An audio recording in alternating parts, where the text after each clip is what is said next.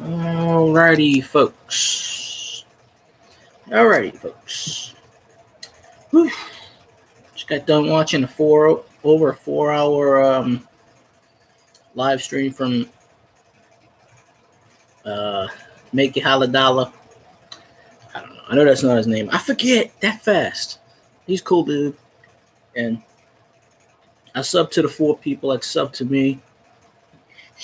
I want to thank y'all for subbing. You know, I do have a passion for coins.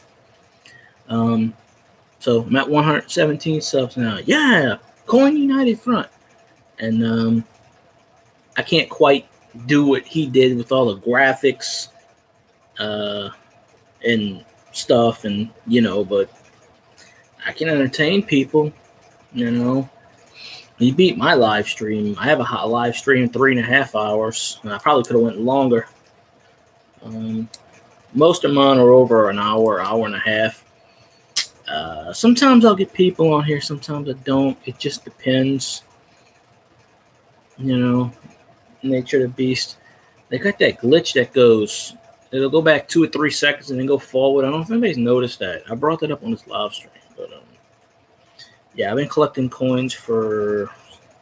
I don't remember. I think how it got started is either my mom was telling me about it, or I remember I was in 6th or 7th grade, and I had a bunch of fireworks, and I was going to sell them to someone for a few dollars. And my friend's like, "Well, I don't have any money, but I have this quarter, and it's very old."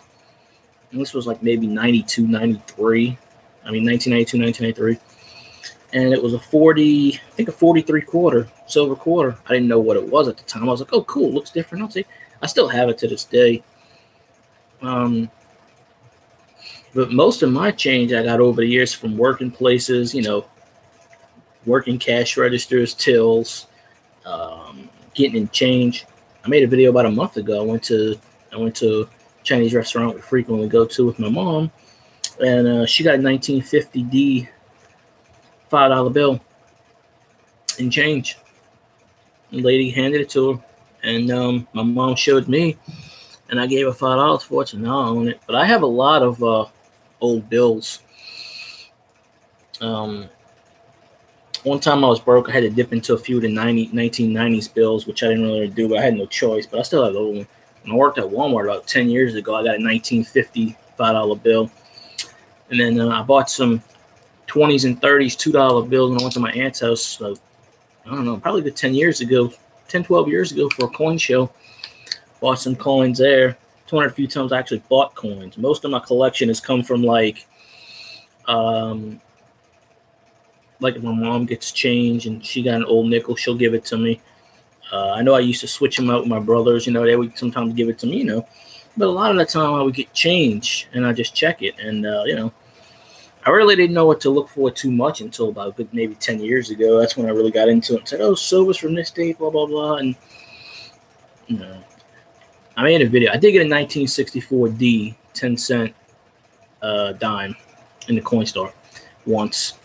And I got a bunch of foreign coins. I made a video on that. That's the only 2 times I ever got from the coin store around the corner from the neighborhood market. A few times I went to the Wally World down the road, about 10 miles from me, 7 miles from me.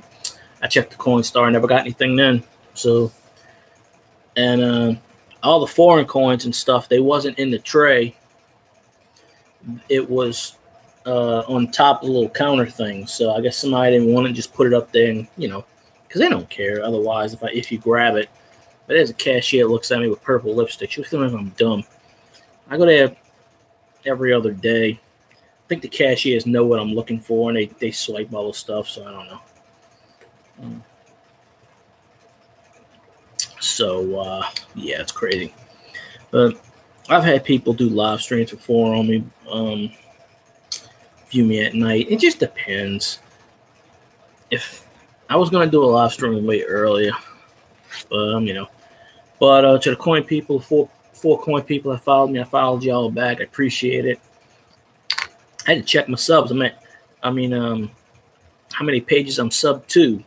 It's at 968. And you can only get 1,000. But last time I was at like 997, and YouTube deleted like 300 something of my subs. So I got to start. I like to sub a lot of Saints accounts, even if they're old, and there's quite a few I sub that ain't been on here in like 6 years, 8 years. So I got to unsub them so I can get room for the people that actually sub me. And generally, I'll sub people back. I've had a few people who told me they don't want me subbing, they don't need me subbing. And I'm like, all right, I'm cool with that. But yeah, I'll make a video. I've never made a video on my coins before, really. You know, I got a box over here, box over there. And like I said, probably a good 85, 90% of my collection I've gotten through tills, change, a few places I worked at, you know, register. They pretty much just let me do it. You know, I was like, hey, can I change it out? And they were like, yeah. A couple times I didn't have the money to exchange it out. I just took it out the damn till anyway. I was a few cents under, if I was a few cents short, they didn't care. Most places had like a $2 or $3 whatever. So if I was like 10 cents short, they were like, oh, I got 10 cents lying around here. They knew I was doing it. It's not like I'm stealing $1 million. Now, of course, you know, if they wanted to be an ass about it, they could have got me for firing me for stealing like 2 pennies. They were an ass about it. But most places don't care. You know. Hopefully the next place I go to, I'm on a register or I can get a till or something, you know, where I can check the change. And I don't care if they don't give me permission or not. I'll you know, if there's a coin that I know is worth a shitload of money, I'm gonna, and they don't let me switch it out, I'm gonna fucking take it. I don't care. I do not care. Especially if I know the coin's worth a lot. Yeah. But, you know, if you ask, they'll let you do it, of course. Most places. I mean, I worked at Wendy's for a while, and I got coins from there, and I've seen other people do that. There's one coin guy, he went from Wendy's to McDonald's to wherever he went to now. I don't remember his name. He's on YouTube. And I've just had good luck getting money and change. Just, you know, I used to win the halves and the dollars. I'd go to this coin machine they used to have in the vending machine, you know, you win prizes, and I do it 4 or 5 times. I think I did it like 5 times I won. And they said I won too much. They got rid of the machine. 5 times, I think it was 4 or 5 times I won the coins, but I was winning other little trinkets and stuff, and I was giving it to people. Just on my lunch break, I put in $1. Did the bing, 50 cents, ding, ding. I won like 8 out of 10 times now. Whether it's I picked a good time, the machine was rigged in my favor, I don't know. But they had groupings, Franklin half dollars and Mercury dimes. So, and I hate when people say Mercs. I hate that. It doesn't take a lot to say Mercury. Stop abbreviating everything. You know? There are a few coin people that a few coin YouTubers that kind of irk me by saying Merc. It's just a pet peeve. I just hate that. Just say Mercury. We know what you're talking about. You know? It's actually, technically it's Mercury, but it's something to do with Roman goddess. I don't know, whatever. Wings of chariots of fire or something. I don't know. I don't know offhand. But, you know. But I know everybody's probably sleeping around. A lot of people that sub me, they, I have like three mods, and none of them coming in a while. Hey, Jamie. Yeah, let's chat. I was waiting till half a dollar, half you make a whatever his name is. I keep forgetting his name. It's too long. I was waiting for him to end his stream so I could do mine because I had a few people that wanted to chat to me. Unfortunately, they live in New York and they're sleeping now. So, but I appreciate you, subbing me. I subbed you back. I just talk about anything. I talk about whatever on my channel. I have my Saints channel too.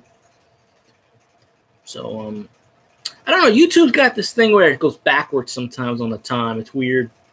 But, yeah, I've been collecting coins for a long time. I got books. I got a bunch of books sitting over there. I got a box sitting there. I got stuff on the table. I got like about 500 $2 bills and frames over there. I made a few videos actually. Like I said, I found a 64D dime in the Coinstar one time, and then I found a bunch of foreign 15, 20 of them on top of Coinstar once. So, I've never actually bought silver or gold. Like I said, I get probably a good 90% of my collection I've gotten through change. Now, when I was like 15, 16, I still have the catalogs from like the early 90s, Mount Vernon Company, and I think it's Maryland, I think they're in, if they're still around. I bought so much from them. I bought a few coins from Littleton, and that was the one time I did that. And then when I went to my aunt's house about 10, 12 years ago, they had like a fair, and they just happened to have a coin sale, and I bought a bunch of $2 bills and a bunch of Walkers and stuff. Pretty good deal at the time, like $7, $8, some of them for, silver and stuff. But usually I haven't bought many coins in a long time. I just get them in change. Like last month, my mom got a 1950 D $5 bill in change, and she gave me $5. I gave her the $5 for it, I wasn't really too much of collecting bills, but I've got probably about 50 bills from the 90s to all the way to the 20s. 5, 10, a couple of 20s, ones. I had a 1980 something $100 bill, but $100 is too much to save. Cool. I don't know if I hit the notification on your thing or not. There's no Saints game on Sunday, so I'm actually free. It's our bye week, because I'm a Saints fan, if you can't tell. So it's our bye week. So, pretty open to whatever. I'll hit the notification, but YouTube's kind of funny when it tells me notifications. It'll tell me like 15 minutes into a live stream. And I'm like, what the hell?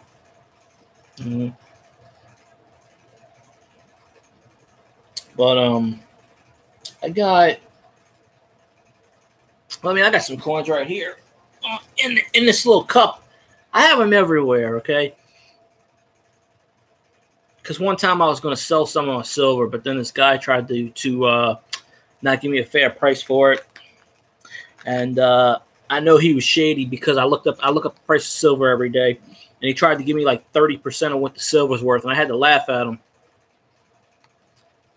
Yeah, YouTube's like I've had where my video goes in and out. Sometimes it's like a blue screen. I'll go back to watch the first 5 minutes of the video, and you can't even hear me talk. Sometimes, like on my end, it's all like dancing dots and stuff.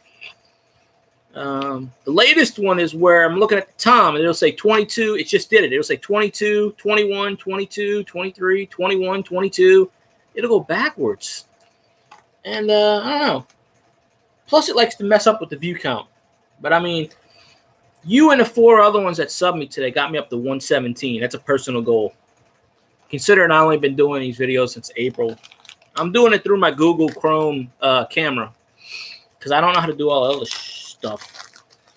But, like this one. These are some of the things I got back, some of the mixed up myself. Because like I said, I put it in a collection because I was going to sell some of my silver one time, but I never sold it. You see, like, that's 42.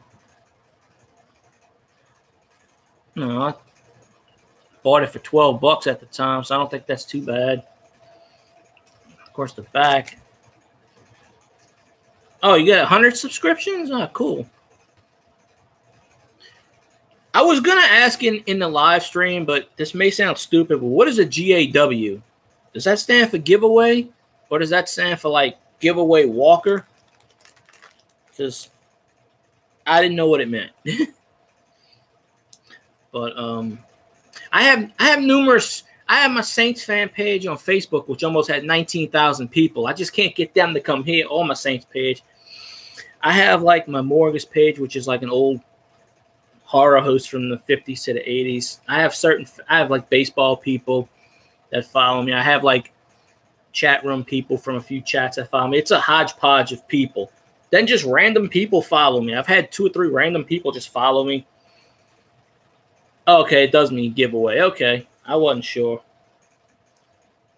There's a 43D. I got the brightness set all the way high, so it's 43D. Plus, I can't do the camera angle, whatever. Then I got probably a good 10 or 12 Franklin halves. So that's a 63. Pretty good condition.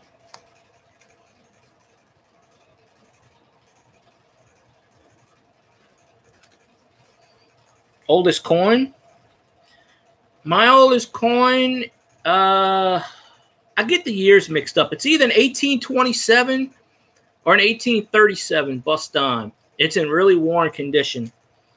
Really worn. All you can see is pretty much the date. I actually have a Liberty walking like this. It is so worn down, it is totally stripped. You can't see nothing on it. It looks like a blank Blanchard. Some guy gave it to me for free. He's like, I don't know what this is. Here, take it. Okay. And then I looked at it, and I could tell because I could barely see the edge of it. So I was like, all right, cool. And like I said, some of these like Mercury, you can't see it, but it's like I bought these like 15 years ago. They're still in my package. It's 43 Mercury dimes, just a regular dime. And then I like this one a lot. 58 quarter. Washington quarter. So I don't have any 3-cent coins. I wish I did. I don't have any 3-cent nickels, anything like that. I have this coin. I forget what it's called. It says the balloon on the front of it, but it has a Roman numeral 3. It looks like it's bronze.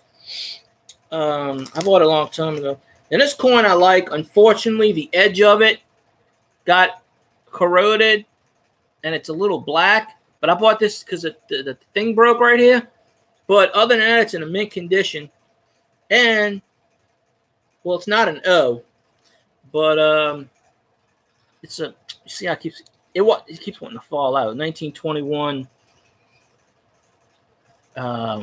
Morgan dollar. And you see the back of it is pretty much just like mint. It's the only one of these I have.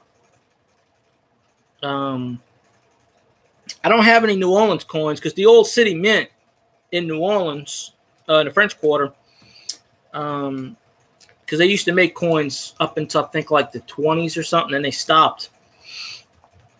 But there are a lot of coins with O in it. And this one's, trying to remember where my camera is. 1907.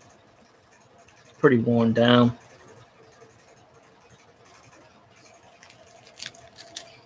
I have like a bunch of nickels in here and stuff, and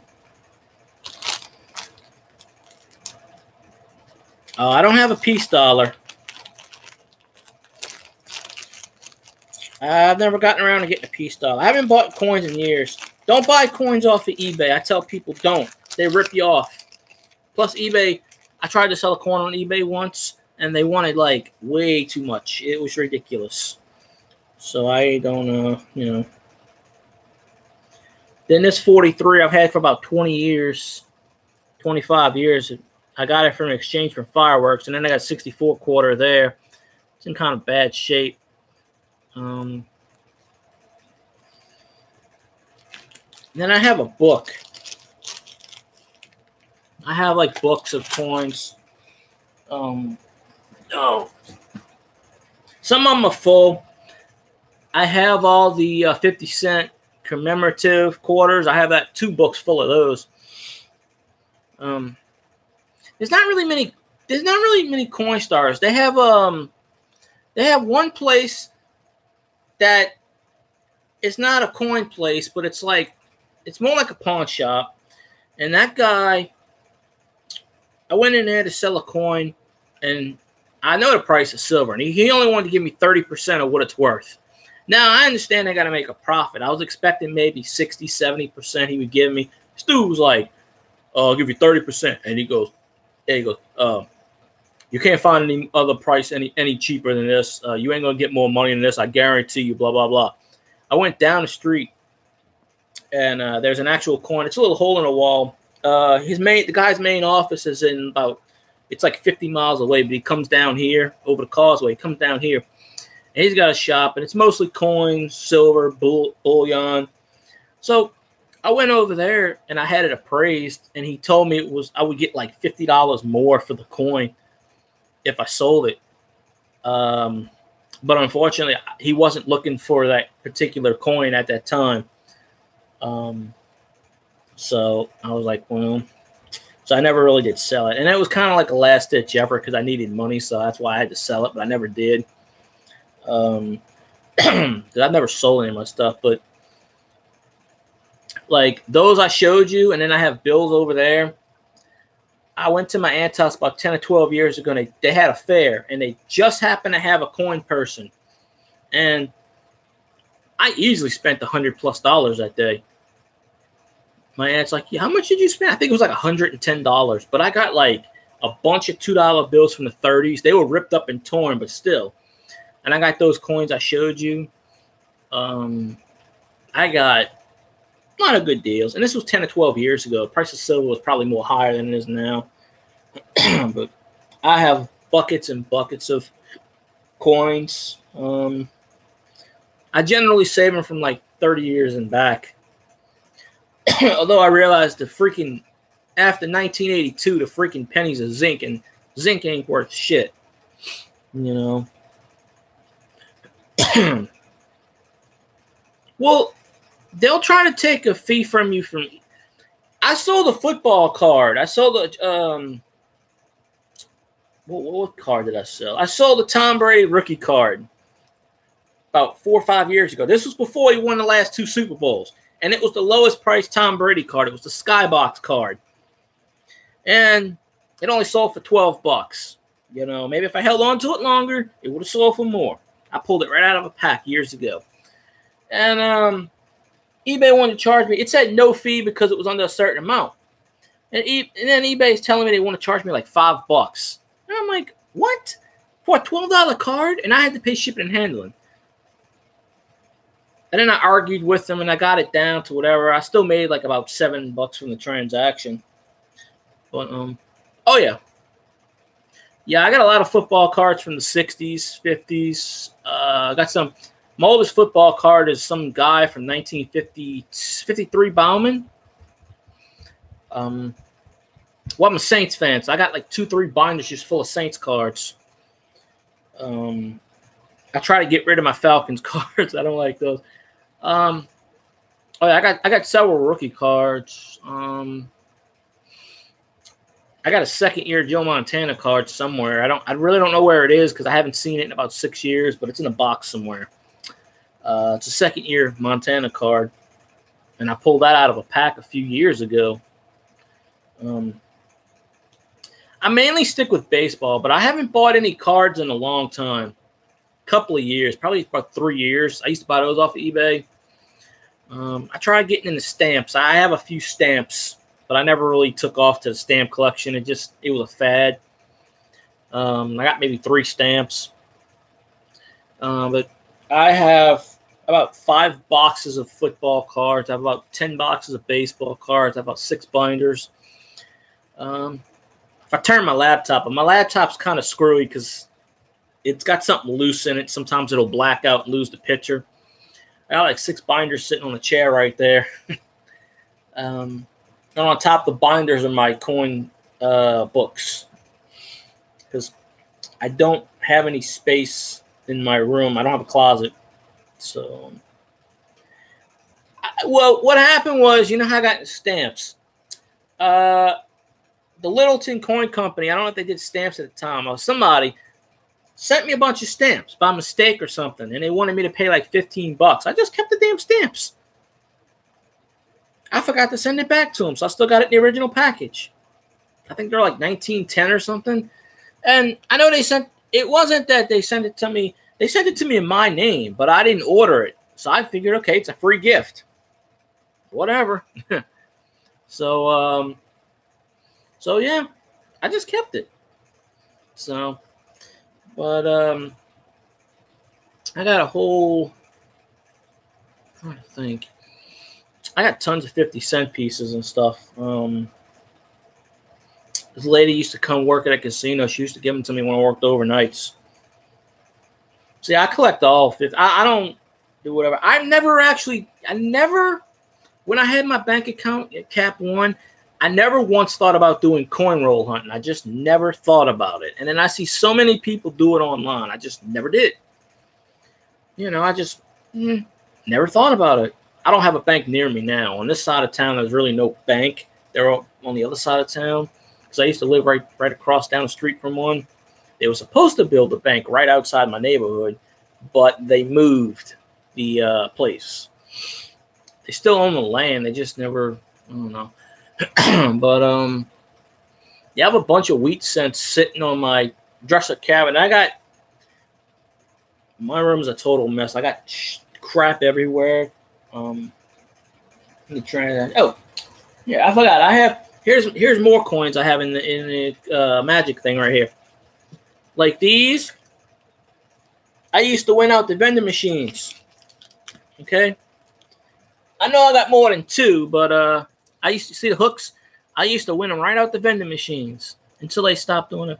Oh yeah, I keep copper pennies pre-1982. Oh yeah, they're worth like 5 or 7 cents.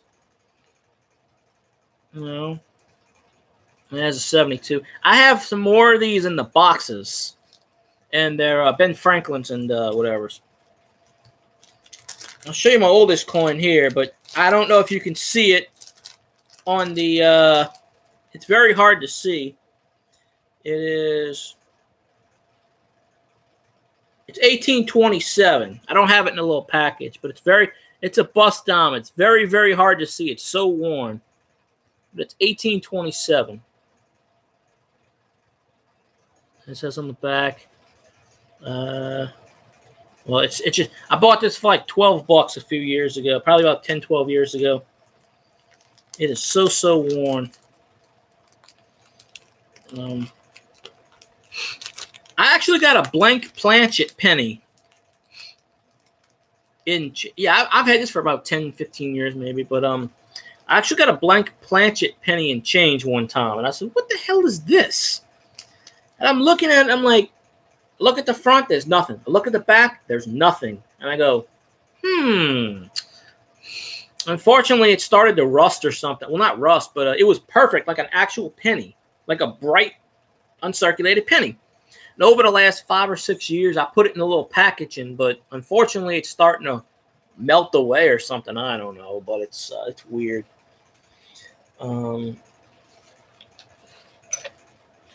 Yeah, I got a lot of my coins that I have are in my box, but I do have some that's out because I was this particular thing I was moving. I have an 1895 barber quarter in here. I got a bunch of steel pennies. Let's see. I have a couple of these weird-looking gold pennies, and I have some silver gold pennies and steel pennies. They're not real, but I don't know. I just got it from somewhere. And I have some nickels. I have stacks and stacks of buffaloes. I never came across the 1937 era yet. When I was about 12 years old, my teacher actually had a 1937D buffalo, 3-legged buffalo. She goes, "I don't know what's this worth. I've had it for a few years." And I'm like, that's worth some money. She had no idea what she had. Probably don't have it anymore. I don't even think she's alive anymore, but I don't know. Let's see. Of course, I got, whoops, that thing come right out. Of course, I got a 19. Some of these coins I didn't put in the cases. They already have whatever.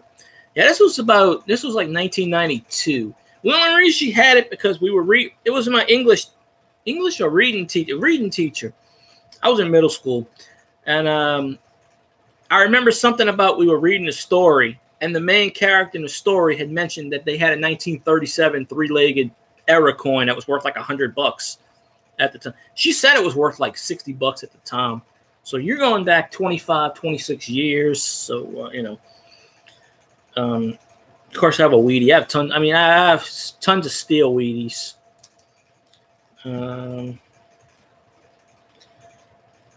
Here's somebody wrote RTY. Anyway, it's I don't remember what kind of coin this is, but it's 1867. It's in reverse order. It's backwards. I don't know. Hopefully you can see it in forward order, but it's backwards for me. But 1867 nickel. Somebody wrote RTYL. That says 5 cents. It says on there 5 cents. So, yeah. I don't know. Well, that's weird. The picture just went. Freaking YouTube. It's hard because it's whatever. Now this 1944 Wheatie. That's I think it's a BU or uncirculated. Or maybe it's circulated, but it's pretty shiny. Like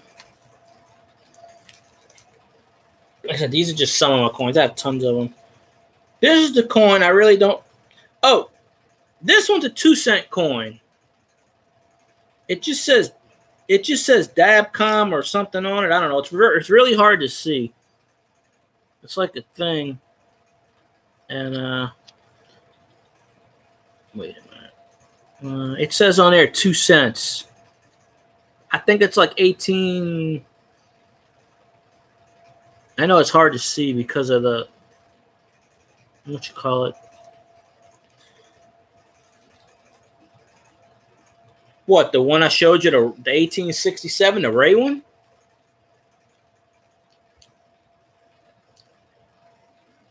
This one, I don't even see a date on it, but this one says 2 cents. The one I just showed you. Oh, this one? Is that what this is? A shield nickel? Huh.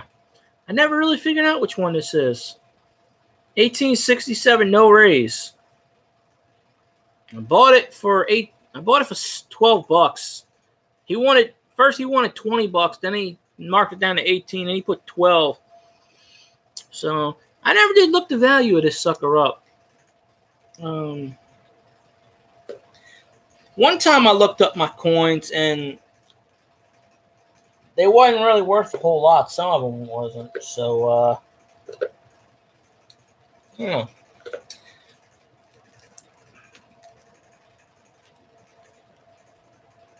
I got this from the same guy. It's just mini coins. It's weird. The reverse of the what? The reverse of the reverse of this one? You talking about? The no raise?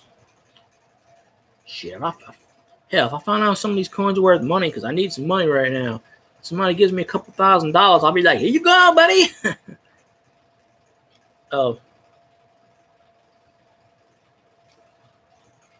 This one, I guess you're talking about, right?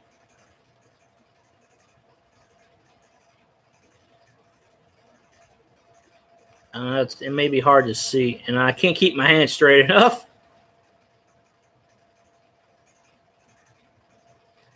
I don't know. I gotta look that up.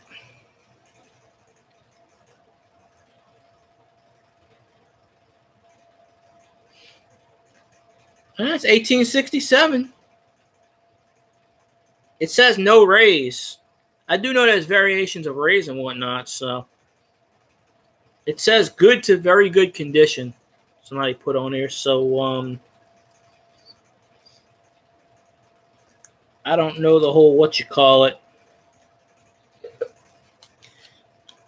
Let's see. That's a 44.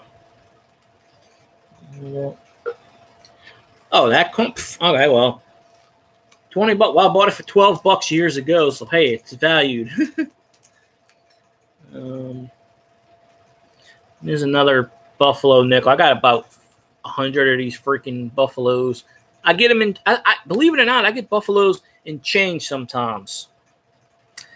I just don't get how people just go, oh, I don't know what this is. Let's just throw it away. But that one's pretty cool at Buffalo. Yeah. I mean, I haven't got one in change in a while, but they're for a good long time. Last year, I was getting them in change like there was nobody's business. I go to a freaking, you know where you get a lot of Buffalo change? You know where you get a lot of change at? Okay?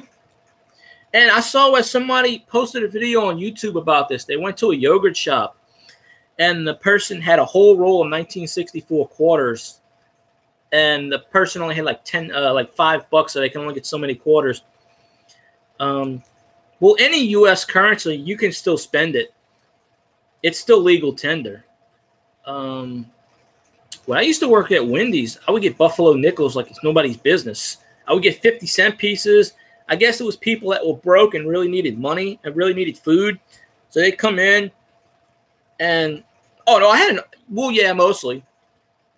I had a teenager come in and pay me in 50-cent pieces. And they were all 1967s.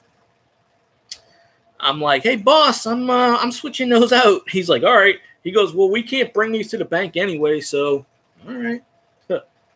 So they pretty much, anytime they got a 50-cent piece, they gave them to me. I was like, all right. I didn't have to switch them out. So I got 1900 Indian Head, 1892 Barber Dime, 18. Okay, wait. I have these in packages. This one you'll like. I know somebody was saying in that live stream is a fat head, and I said I had 1859 Indian Head. Well, there it is.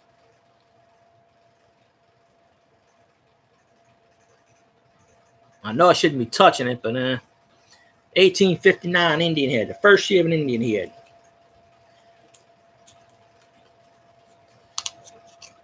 I got it in this little sleeve. Oh yeah, it says AG condition on here. The guy I bought it from told me AG. I'm not really too keen on the what you call it. 34 quarter I bought from the same guy, $8.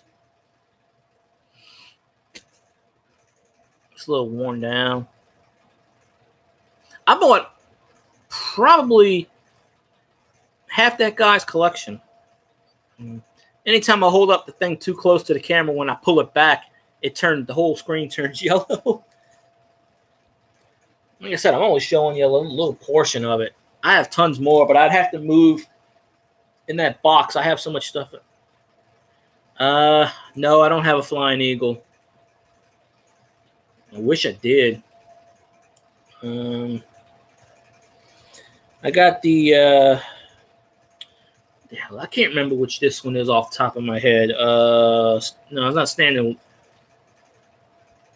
Can't remember the Standing Liberty quarter, or I think it is. Ah, cool. Oh, this one, 1926. I don't remember. I think that's a Standing Liberty. I really can't remember which one. Or maybe it's the Barber. No, that can't be a Barber quarter. I have another one somewhere. Okay, I thought it was a Standing Liberty. Yeah. So I bought it for $7 back in the day. Then I have a couple of V-nickels. Let's see. 1905. That one is 1903, I think. I have them in a package. You see the V's? So I have the V's right there. And that's some of those right there. Now I got a set when I was like 15 or 16, maybe it was 14, with old coins. Some of them were uncirculated, but they were like 5 years old back in the day. This was in the 90s. So yeah, so I replaced them. So anytime I bought a new coin, the first set, I jimmy this thing open. I put the first set in here. Let me show you. This, you'll get a kick out of this. I got to get up for 1 second.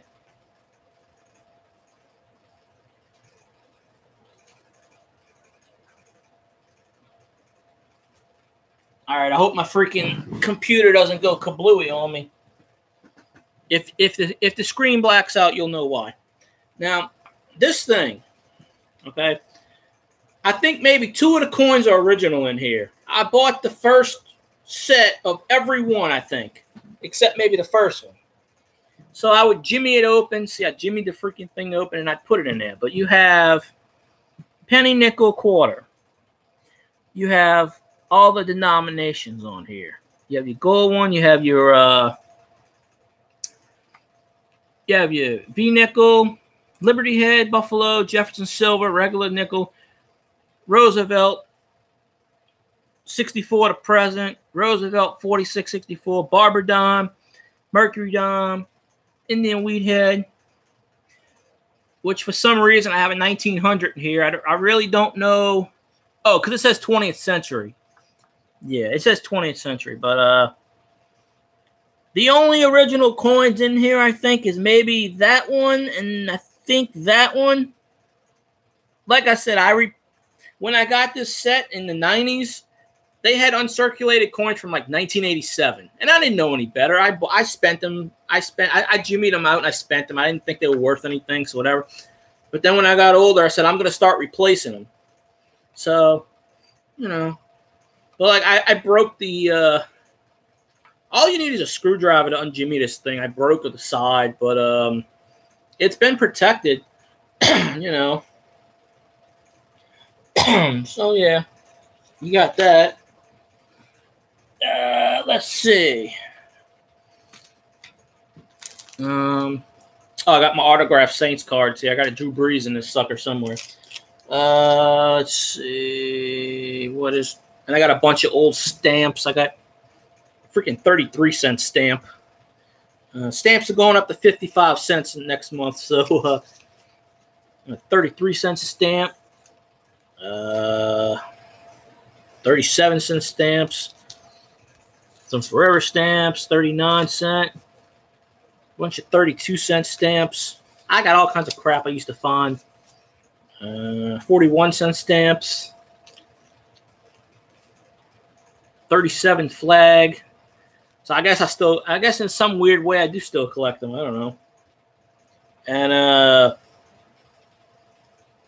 don't know how the hell I got these, but I got some 2-cent stamps. So I don't know.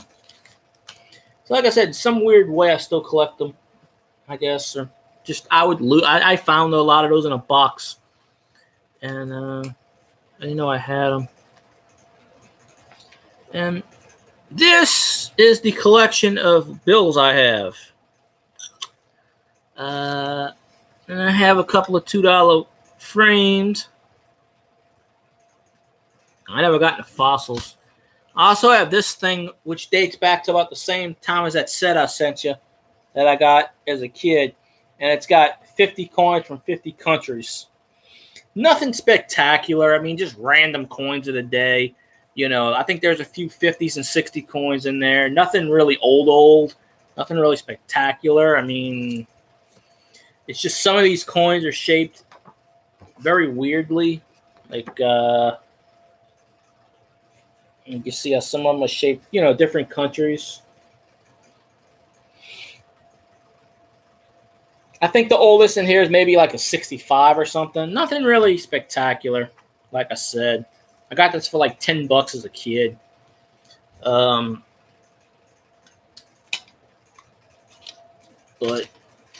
if you really want to see bills, and the $1955 bill that I got last month is over here.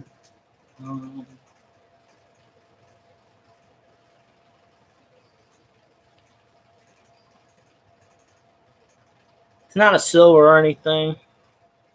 Maybe no. Oh no, it does say we'll pay to the bearer $5. It's almost torn, so I gotta put it in a protective thing.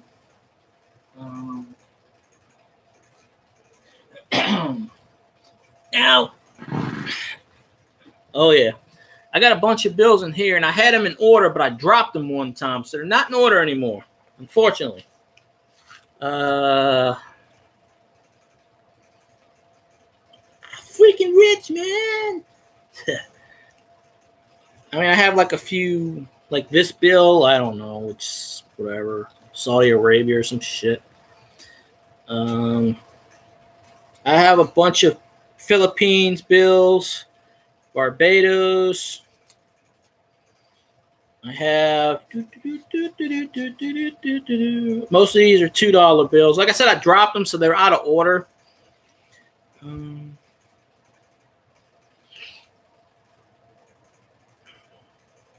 I never really got into collecting bills until about 10 or 12 years ago.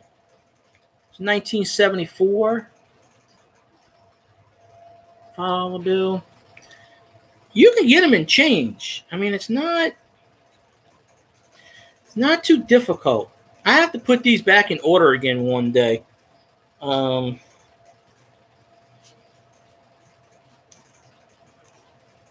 all of these are $2 bills. I have a bunch of Susan B. Anthony coins too lying around somewhere. And that's a 1988 $5 bill. Nothing spectacular there.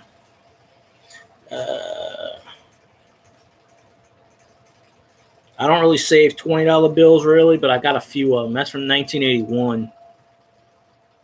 I had a few $20 bills from like 1991, but I had to spend them. I didn't have it. I just the situation where I had no choice at the time, so I was like, eh. But let's see, $10 bill from 85. Most of these I got in change. Oh, when I went and got my payroll or something. $10 bill from 1977.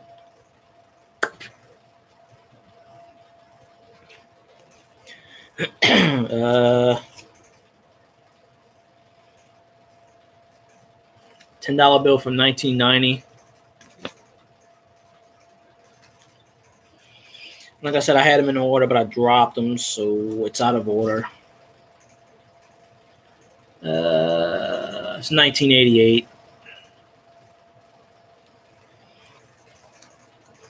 The back end of my bills are the ones in plastic that I bought from the same guy that I bought the coins. Those are really worn, but they're pretty awesome. 1977. She's older than me by 3 years. Like 7 more million $2 bills. I have probably 500 of these fuckers. I remember I definitely got this one in change. 1974 $5 bill. This one is 1963A $10 bill. I really should put these in some kind of protective. I mean, I have that one protective thing, but it's not. That one's a really beat 1988 $5 bill. I got in change. Let's see.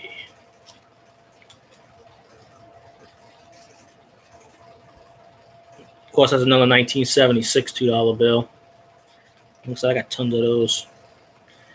Like I said, that first $5 bill I showed you, I got it last month. Went to a Chinese restaurant with my mom, and she got it in change. I don't really understand what star notes are. I mean, I've gotten those things in the past and just spent them. I didn't really put anything. I still don't really get what they are. I see a few YouTubers say collect them, but I haven't seen any since. But I used to get star notes like I get $1 or $5, and I'm like, what the hell why has this got a star on it? I'm like, why is it? And I wouldn't think anything. I just spend it. I'm like, all right. I used to get those things all the time. Oh, I used to get them all the time. Don't get them anymore now, but I used to get them all the freaking time. I go cash my payroll check, and I'm like 20 star notes. I'm like, why does all these have stars on them? I don't get that. It's what you don't know.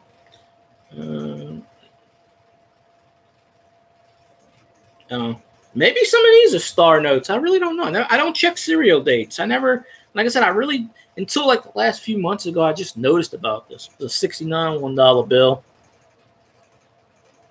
It's a little torn, but 69 $10 bill. Well, I'm sure you're looking at the serial numbers. I don't look at serial numbers, so I don't really know offhand if I have a star note or not. Now I know to save them, but I never understood it. Now you're going to get into the mostly really old stuff I found in change recently. I mean, not recently, within the last 10, 15, 20 years. And then you're going to be like, holy shit, how'd you get these? And got them in bills, got them in change. 1963 $5 bill, it's red. And I know there's a significance between red and blue. I'm just not sure what it is, but this one's red. 1963.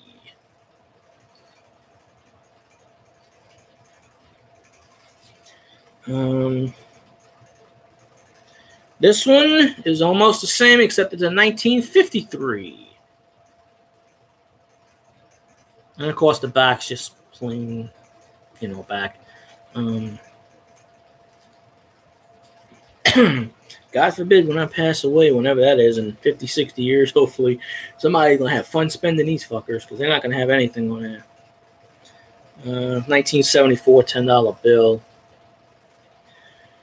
1981 $5 bill. I ain't going to show that one because you already know what that looks like. That's a 69. Oh, this one, yeah, you're going to love this one because I remember this one. This one, when I worked at Walmart, I went, and this is ironic, I remember the story. I went to go buy, because, on my lunch break, I'd go get a sandwich at Subway, which was in the store, and I go get some football cards. So I'm in line, and I waited about 20 minutes. The register broke down. I had to fix the register, so they put a brand new till in there, so they thought. And I was the first customer. And wouldn't you realize the customer gave me this 1950 $5 bill. Thank goodness I had a $20 bill that day. So I got that sucker from a Walmart. You want to see something even more funny? I got this one in change too. And I don't know if it's just Louisiana or what. I don't remember where I got this one at, but this sucker is really old. The only time I found the silver dime, I found a 1964 dime one time in the Coinstar in the slot, and then I found a bunch of foreign coins on top of the dresser on a Coinstar. Only 2 times I've found anything. I go in there, and there's this girl with purple lipstick. She looks at me like I'm a moron. Pretty much all the cashiers know me, even though I go through the self-checkout. But I think they look through that periodically and take it. I got this bill and change. I don't remember when, don't remember where. It is a 1934 $5 bill. And it's got a bunch of writing up top. Blah, blah, blah, blah, blah, blah, blah. It says, series of 1934, this note, blah, blah, blah, blah, da, da, da. I also have some silver notes somewhere. Okay, now the next couple of them, I got about 5 or 6 I got from that guy with the coins. These bills are pretty much beat up, but he sold them to me for next to nothing. I have a 1928 $2 bill.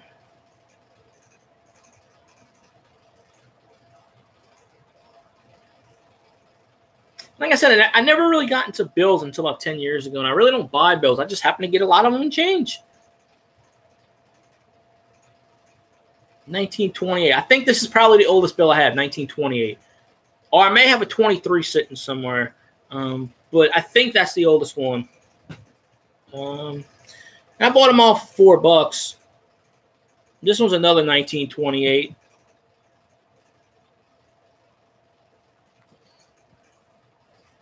they're just really, really beat up. They're torn. And the guy even told me, he goes, no one wants these. I can't get rid of them.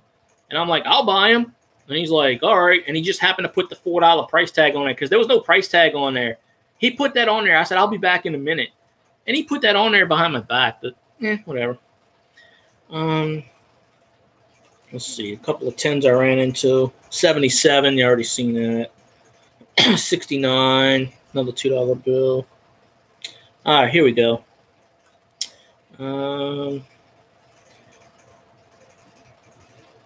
All these loose ones I got in change, believe it or not, over the years. 1950 $10 bill.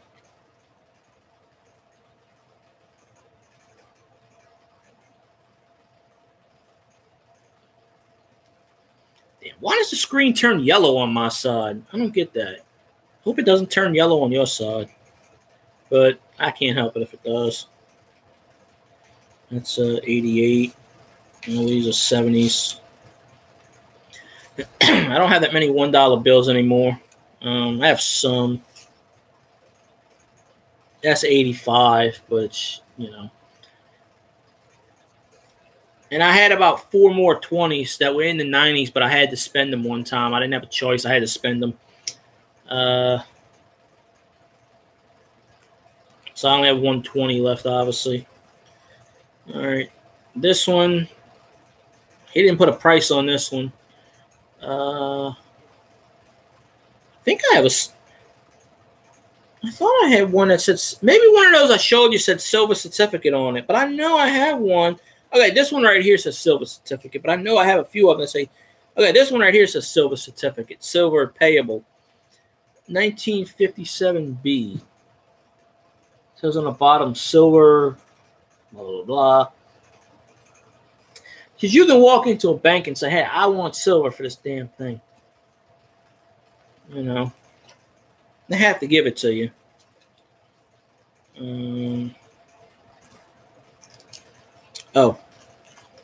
These 3 are joke dollar bills. My brother got me for my birthday because I'm a big Three Stooges fan. So he got me that one, and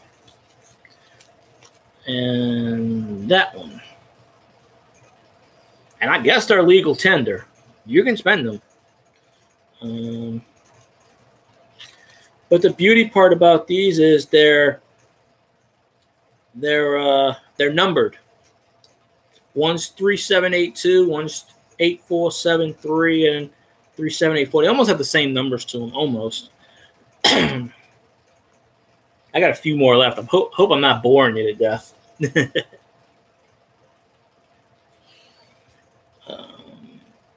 This one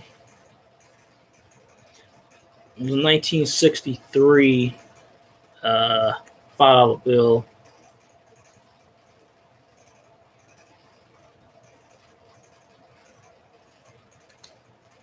Which is pretty cool.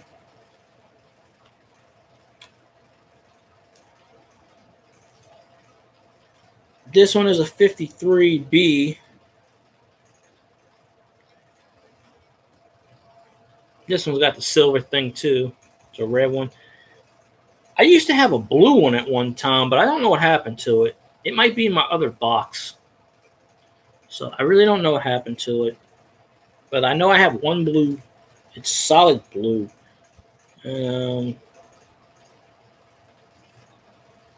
Cool.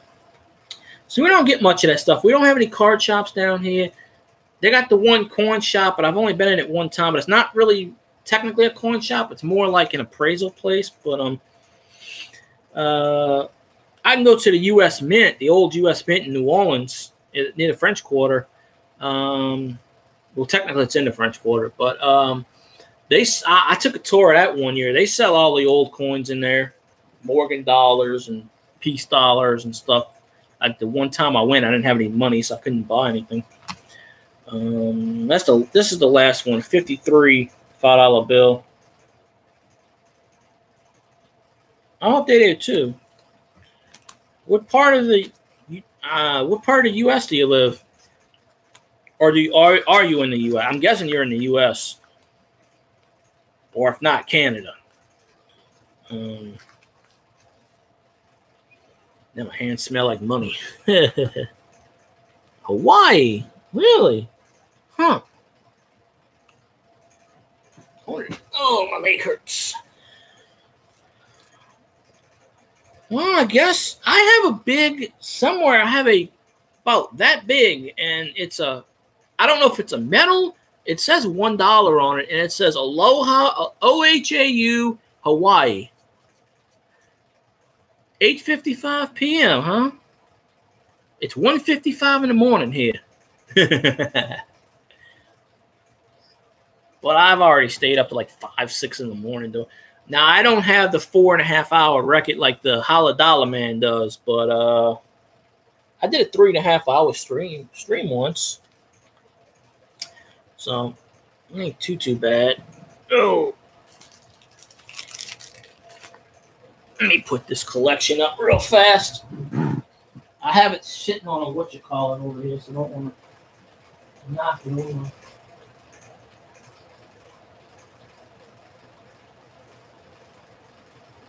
Stay.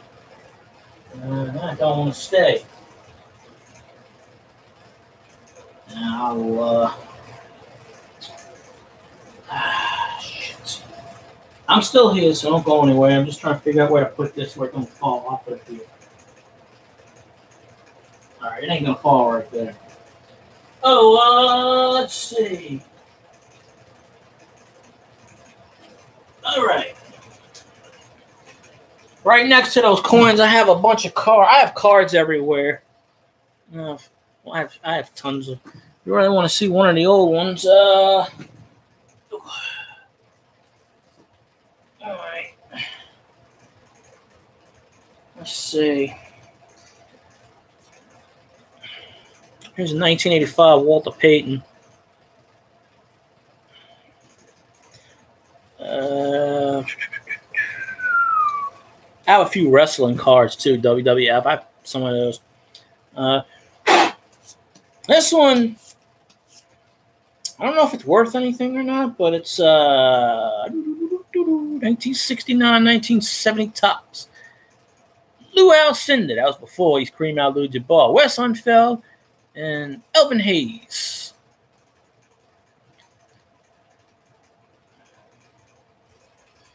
And this card is way older than me.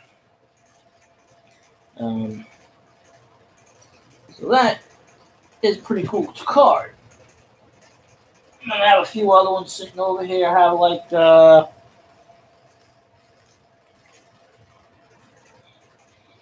Mark McGwire rookie card.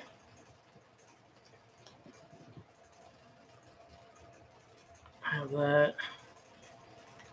I have a Barry Bonds rookie card somewhere. It's a Kurt Schilling rookie card. These are the ones that are not in my binders. I have like a bunch of binders.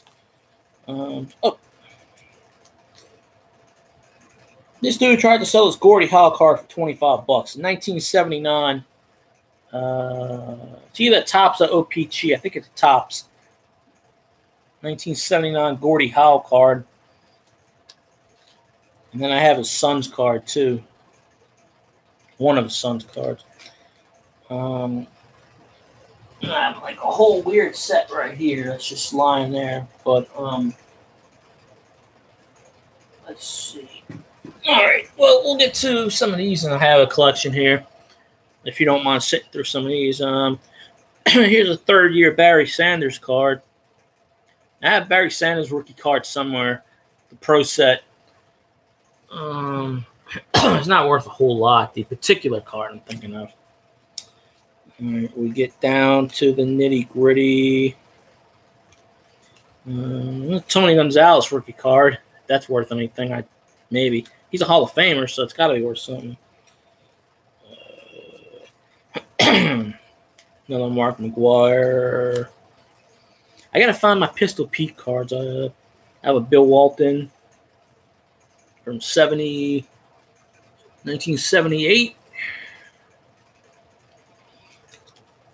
I have a third-year Ozzie Smith card when he's with the Padres. Not the Cardinals, the Padres. Very important there. And I have a ton of Michael Jordan cards, but here's some that's popping up. This whole thing's Michael Jordan, this section.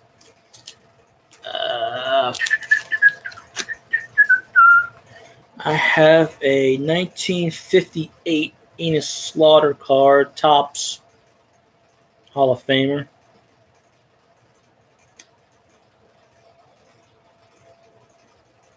It's in a screw case. Let's see. Michael Jordan with the Wizards. Oh, I thought you said you collected sports cards. That was the only. I thought, yeah.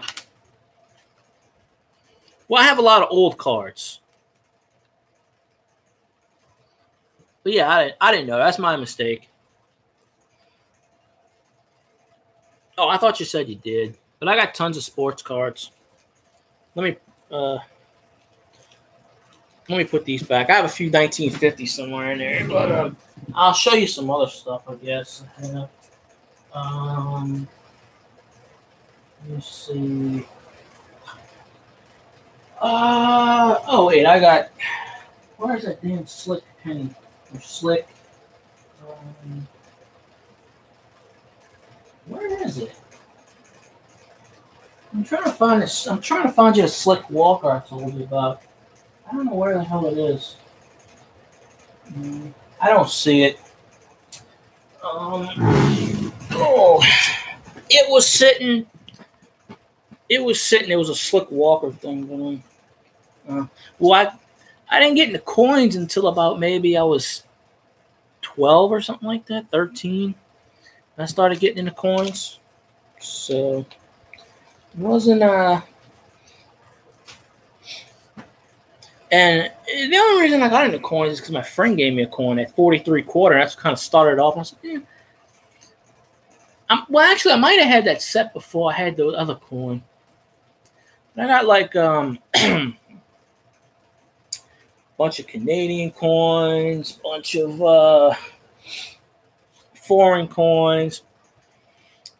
Like in that $50 video, the whatever his name is, I have the Bolivia coin he's talking about. I found one on the ground, and I got one. At one time, those coins were worth like $30, $40 because it was silver. I don't know what the hell it is now.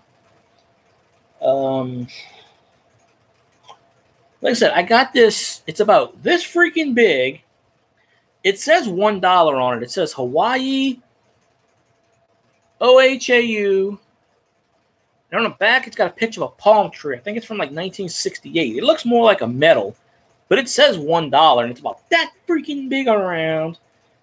Where it is, I have no freaking idea at this time because I haven't seen it in years.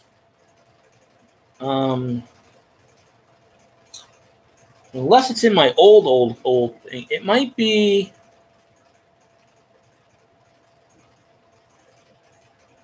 Might be in my. I think I know where it is actually.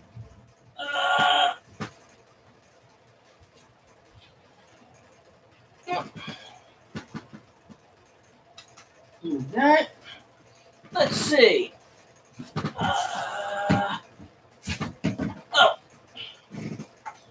These things I used to win out of coins all the time, out of machines.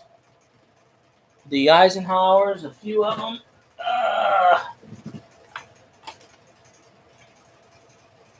There's Ben Franklin. Yeah, coins are good. I mean, it just it's part of history.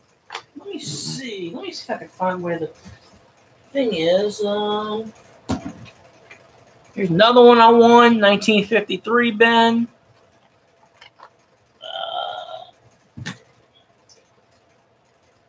1954 Ben. I won a whole bunch of these.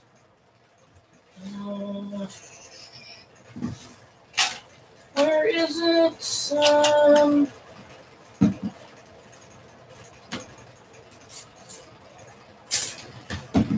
Let me put this back.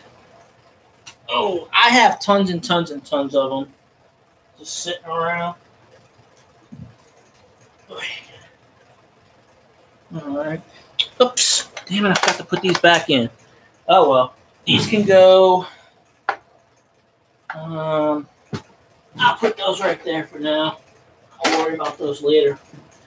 But I have. Oh yeah, that's pretty cool with the history.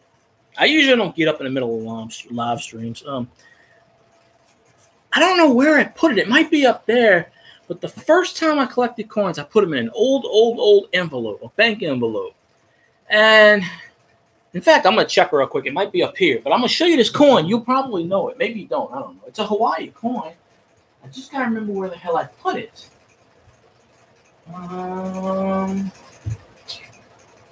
Up there. Let me think a minute. Is it there? No. Oh, wait. It might be over here. I'm still here, so you probably hear my voice. I'm just trying to remember where I put this thing at. Is it in there? What is in there, actually? Oh, yeah, here it is. It's in this one. I knew I had it somewhere. This. Oh, there's a bunch of foreign coins in here, too. Oh. Speaking of the Balboa, this one is a 1966. Now, remember the half dollar? He did a video of it. Well, that's the Balboa there. I have two of these suckers. If you check out his video, he did one of these because I just saw it. It was like a 5-minute video. That's some Canadian pennies. What the hell that is? Just some weird stuff. I forgot I had these in here. But this is the very first. Oh, yeah, I got two of those. I found one on the ground. And this one I had. This is the very first. This is a bank that ain't even around anymore. It's bankrupt. And all foreign coins. So this was the first thing I had as a kid. I think I was like 11. Okay. And you can see it's so torn. There it is. Here, you're from Hawaii.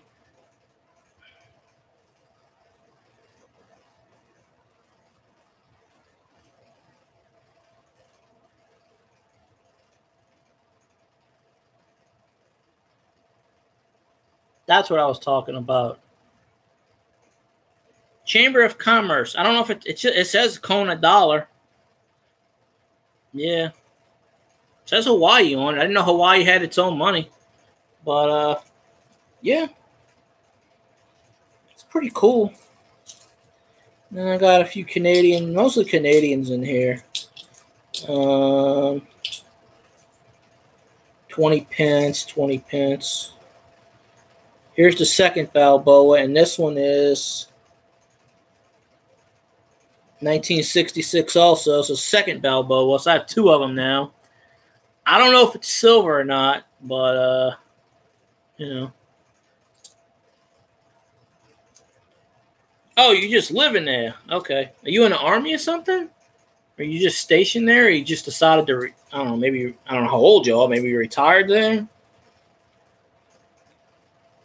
I've never been to Hawaii before, so I don't know.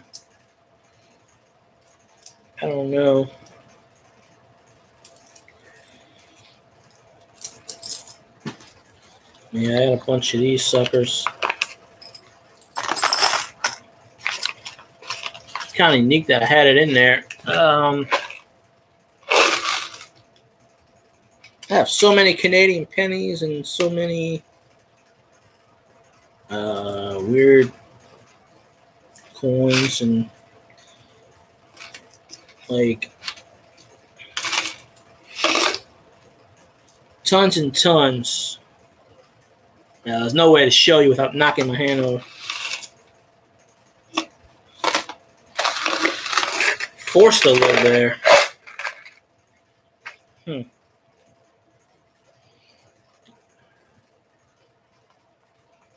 Okay.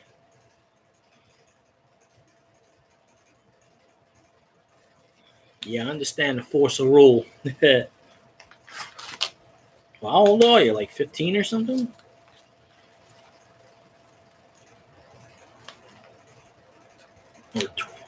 Oh, 16. Okay, lucky guess. Oh, you ain't got that. They ain't got that too much longer. You know, you can move. My brother wants to move to Oregon.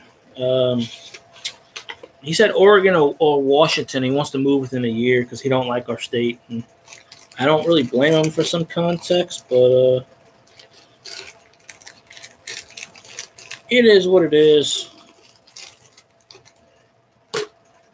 Got that off to the side. My hands smell like all coiny. So, but yeah, coins are pretty cool. You know, I just happened to find the Holla Dollar channel a few weeks ago, and I started watching his videos, and I'm like, all right, you know, anything where they do giveaway, I'm gonna sub to. You know, I've never won anything from any of these channels ever that I can remember. I've won stuff in the past from like contests. Oh, okay. That one where he said why did they stop making Benjamin Franklin's? I knew about that JFK assassination, but I couldn't type it in fast enough. I got those ones I showed you, and I got books sitting over here. Some 40s quarters, some 50s quarters. You know, I would think it's kind of hard to get old change in Hawaii, though. I don't know. I mean, Hawaii is U.S. territory, and you do pay with stuff from U.S. But it is several islands. I don't know how many, like what, 7, 8 islands or something. But I don't know. I've never been there, so I have no idea. I don't really travel.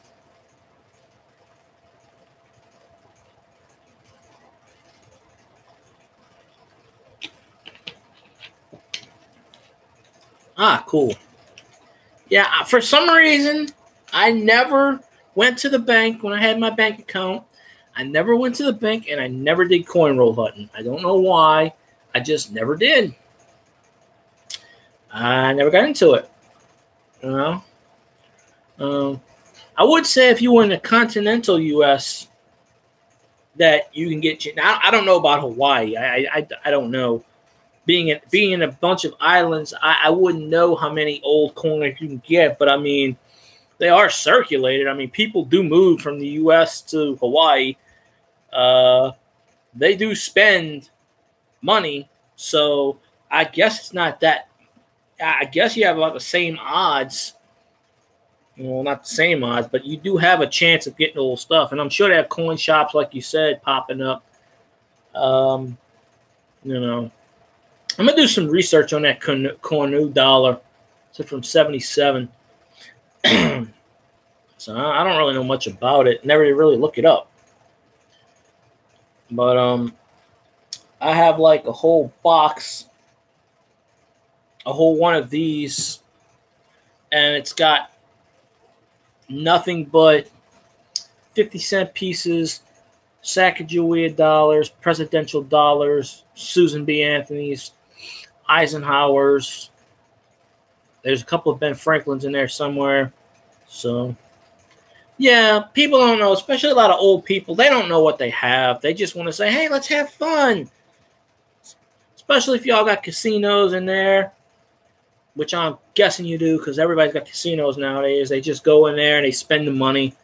Oh, I got 50 cents in my pocket. Oh, in my wallet, I have some old change in my wallet that I found or gotten in change.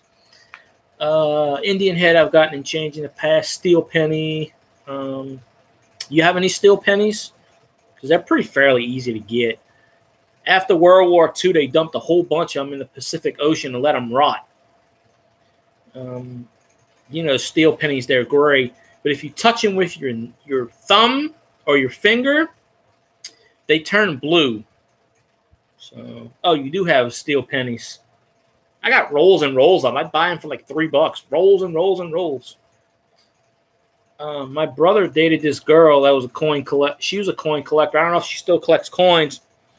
And I gave her a bunch of steel pennies. I gave her like a couple of Indian heads I had. She's my landlord now, so I don't really talk to her too much. But I gave her a bunch of coins,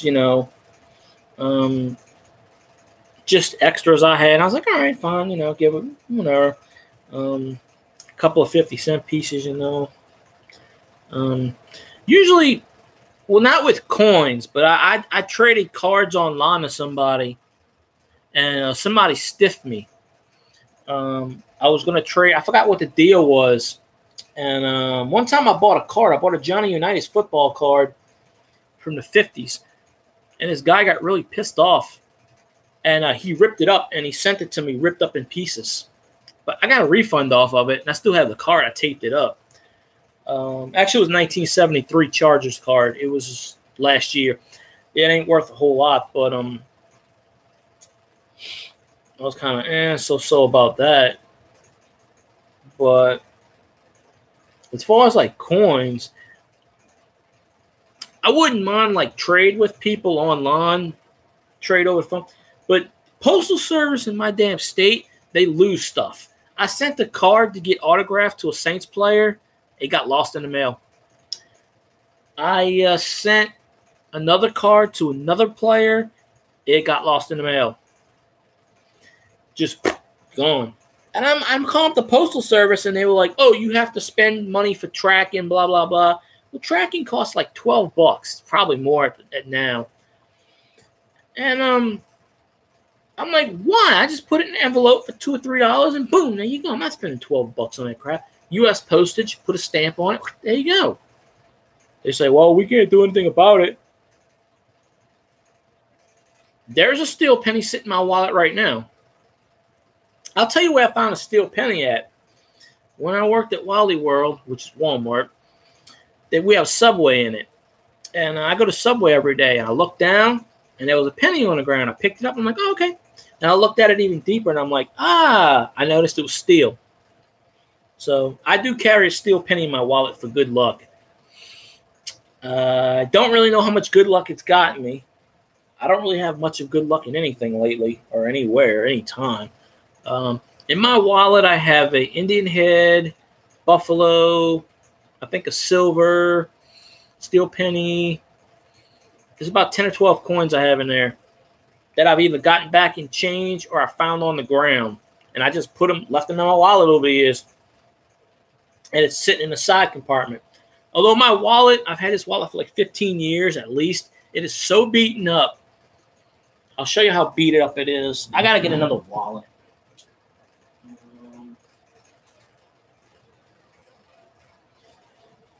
It's so beat up that you see the stitchings falling out. And then when you open it up, you can see right through the stitching, sort of.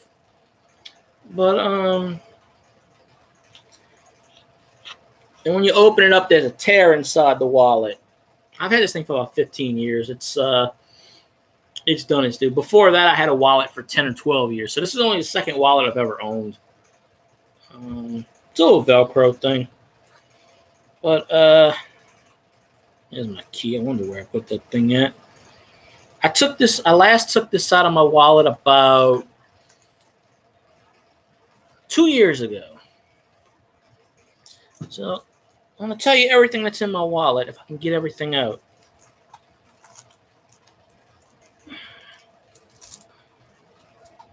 It's actually more coins than I thought that's in here. Is that it? Yeah, that's it. I don't feel anything else in there. Okay. All right, what's in my wallet? 1999 Canadian penny. Nothing really to write home about. Okay.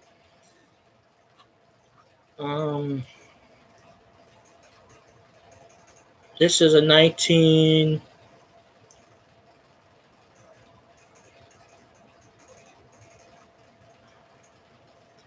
1950 Wheatie. Nothing to write home about with that one.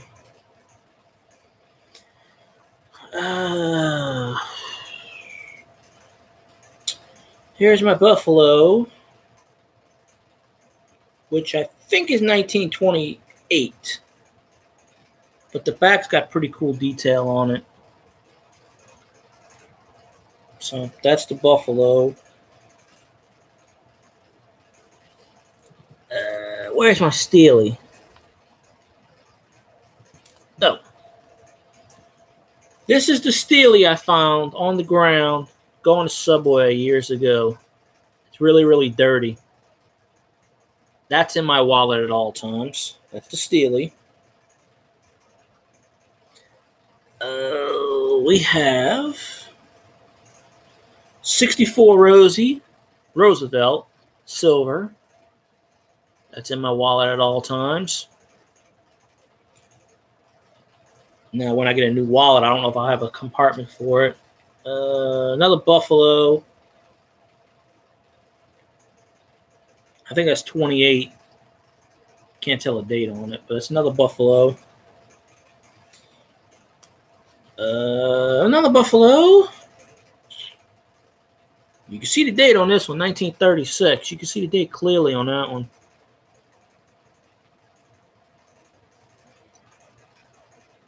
That's a 36.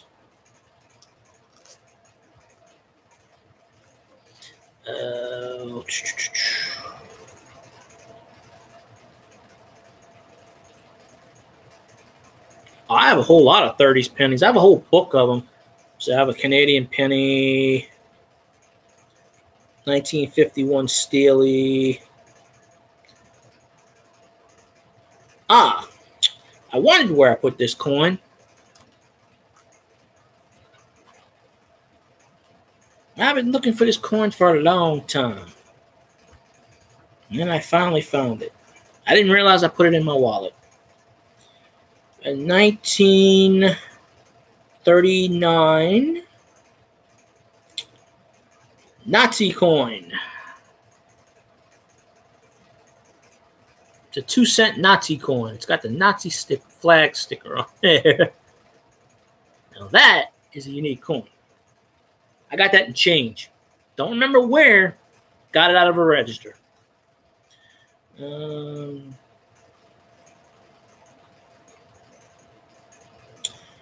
I have, it's 1880 Indian Head penny.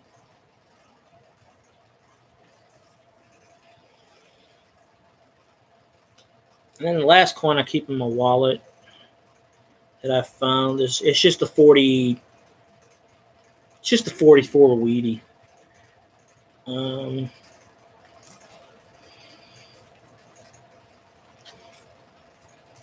Let me put this up real fast. Oh, put this over here.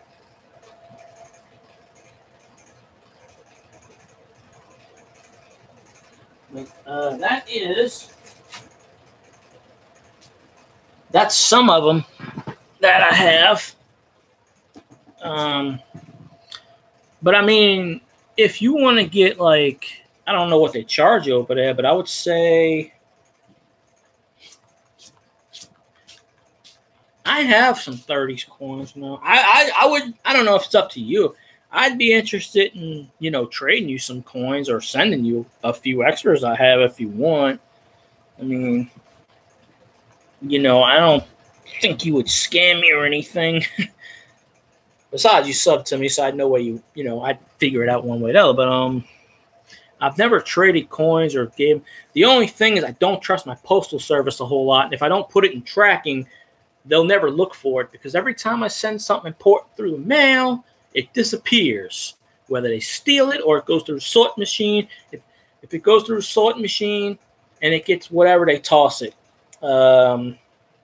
Because a couple of times off of eBay, I got some steel pennies and it never came to me. So I got refunds off of it. That's the only thing I fear, because anytime I send something through the mail, it never seems to get through. I won a contest, and I was supposed to get little beer koozie thing, and I never got that. They're just things I don't get in the mail. So, I don't know. It's weird. So if I did this, I would have to probably put some tracking on. It would cost me a shitload of money. But that way they can't tell me they lost it, because then you can't sue the federal government, because I don't know. I have a book, and I have two books, and it's one of them I don't remember where it's from, like 1930 to 58, and I have two of those books, and they're both filled. Although I lost one of the books, I don't remember where I had it. And then I have like a bunch. I have a 1909 penny the first year for Wheatie, 1910, 11. When I was a kid, it was like 1991, let's say 92.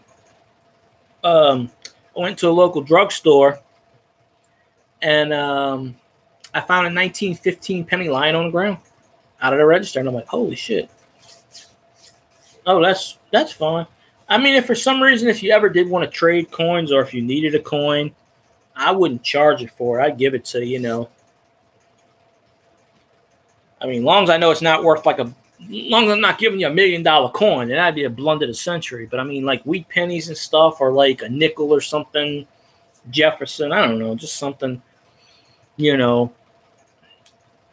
just hopefully it would get to you if I did send it to you, just don't trust the U.S. mail service.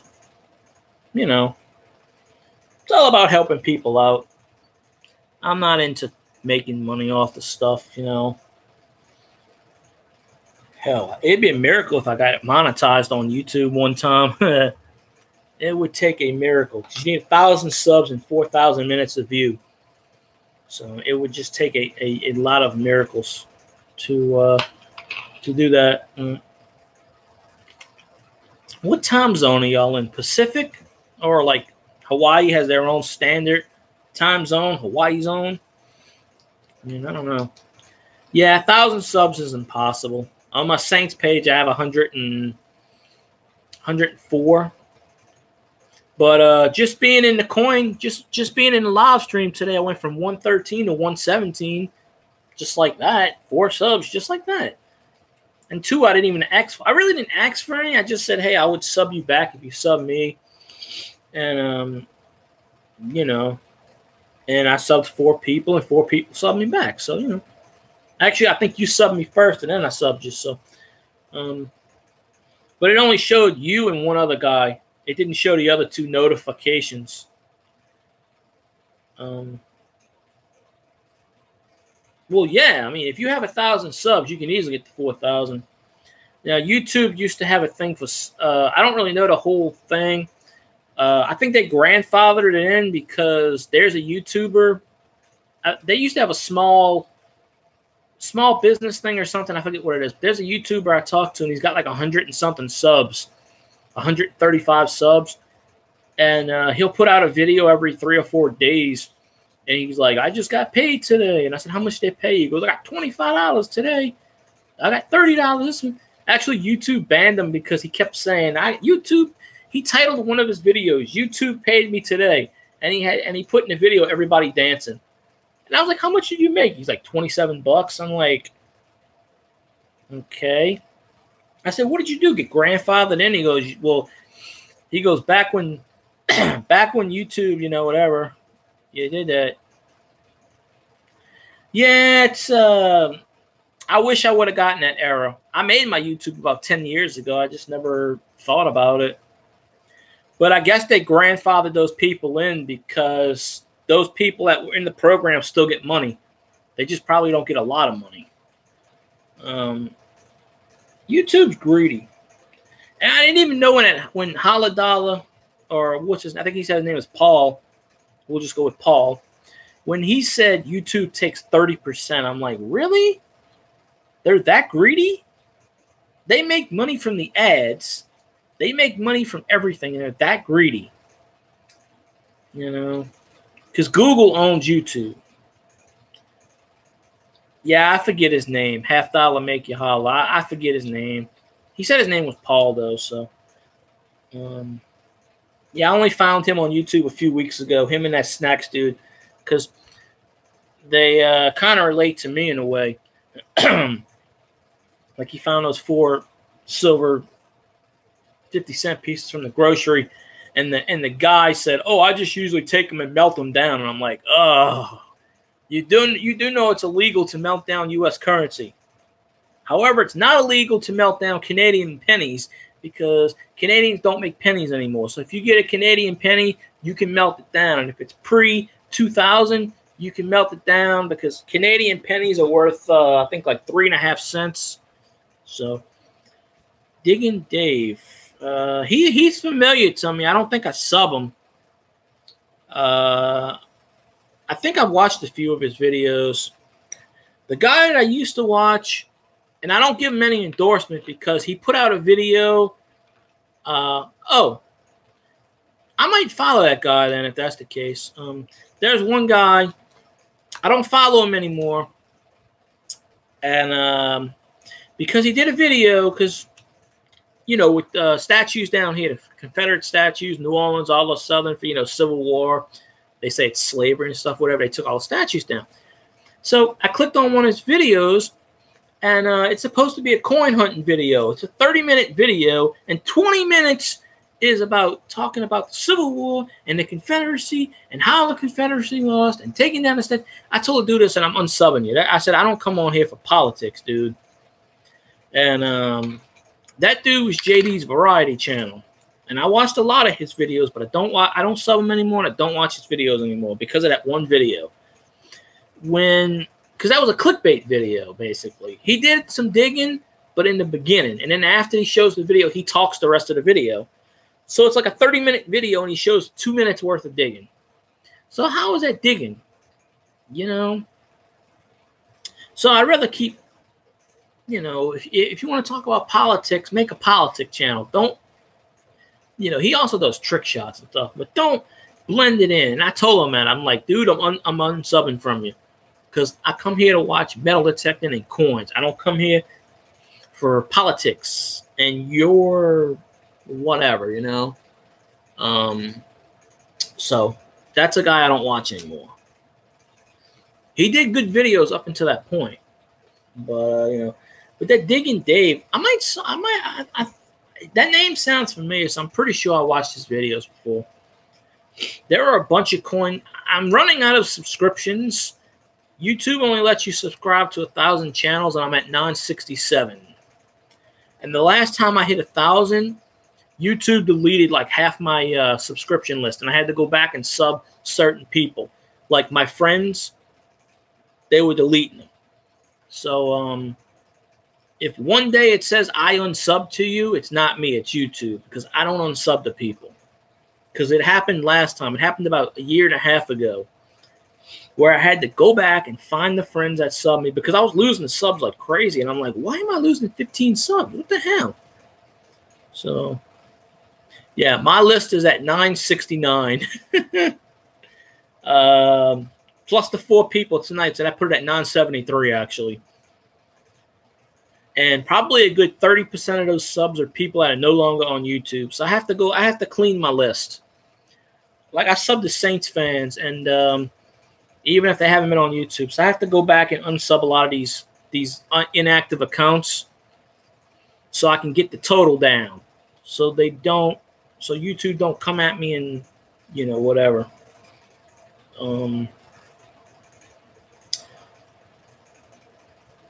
Oh, there's only about 5 or 6 people that come up on my notifications.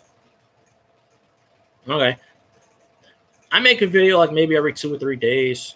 Oh, you actually hit the notification bell on me? That's pretty cool. I usually don't ask people to do that, but, you know. I just talk and stuff, so. I don't watch. Adam the Woo is on my notification list, but I don't really watch him anymore. Ever since he got rich and moved to California. Most of the big YouTubers live in Silicon Valley, California, and they all live on the same street. That's the weirdest thing in the world. He moved to California and goes, oh, that dude's my YouTube neighbor. That dude's my YouTube neighbor.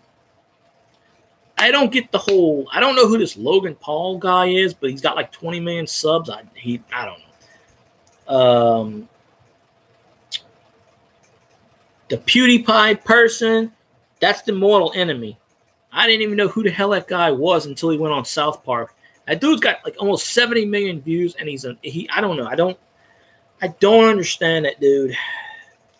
There's another guy that's got like 38 million. I don't even know that guy's name.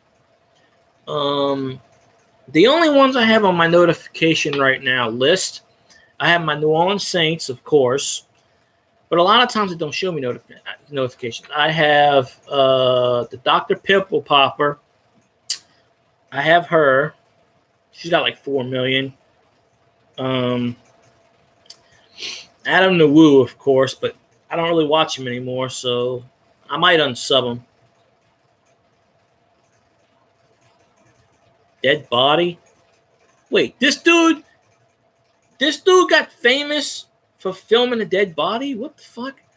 I mean, I don't know who he is, but he shows up everywhere. I looked him up, and he's got like 18 million subscriptions. I go, this dude looks like a male model or something. I don't know, but I heard something like last year he went to jail for something. I don't know.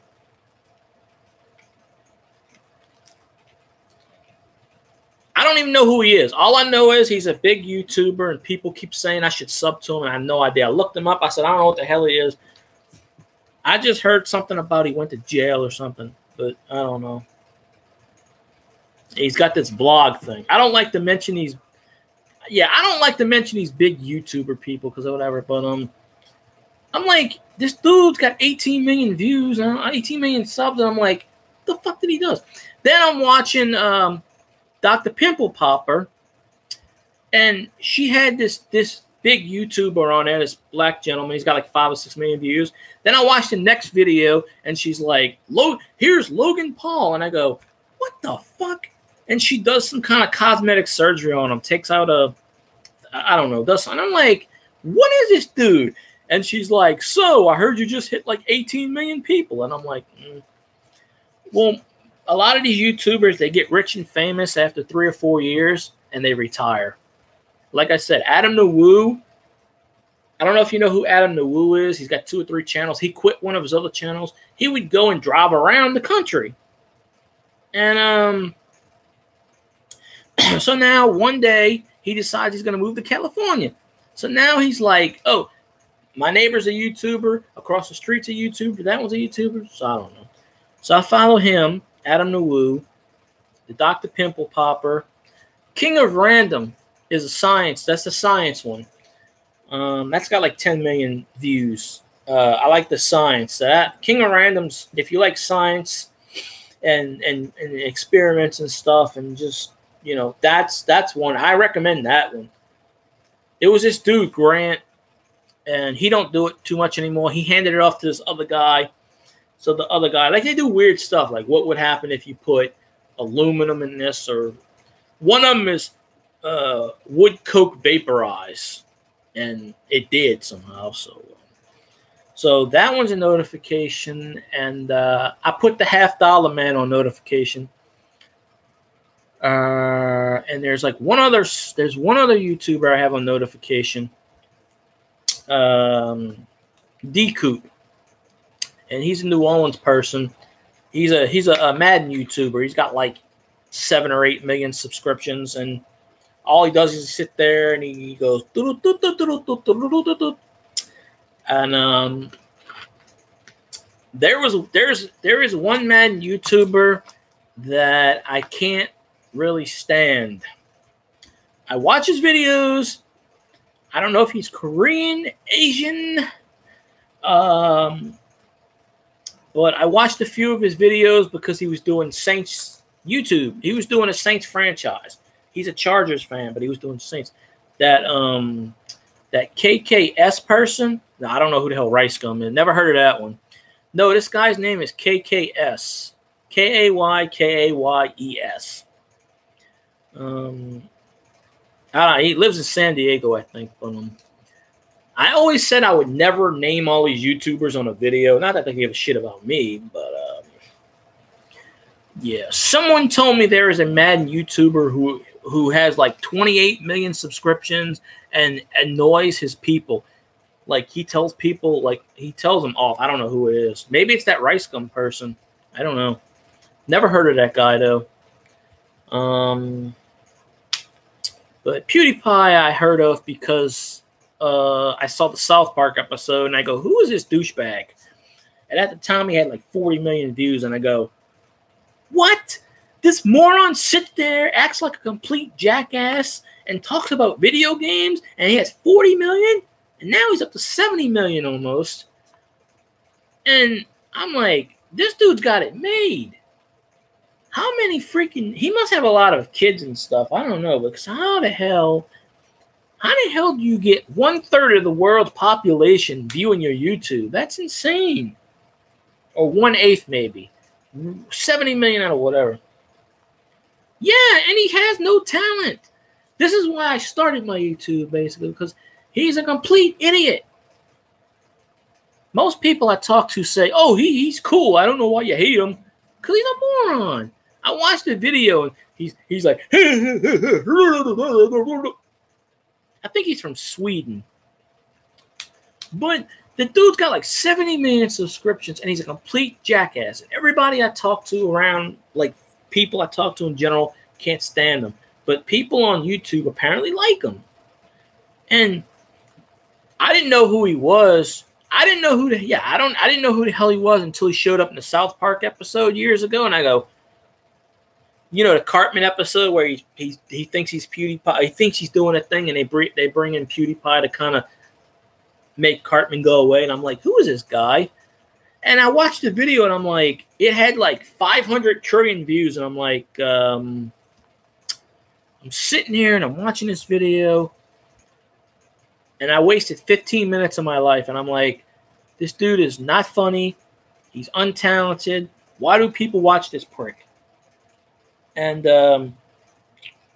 last time I checked, he was at 67 million views, 67 million subscriptions.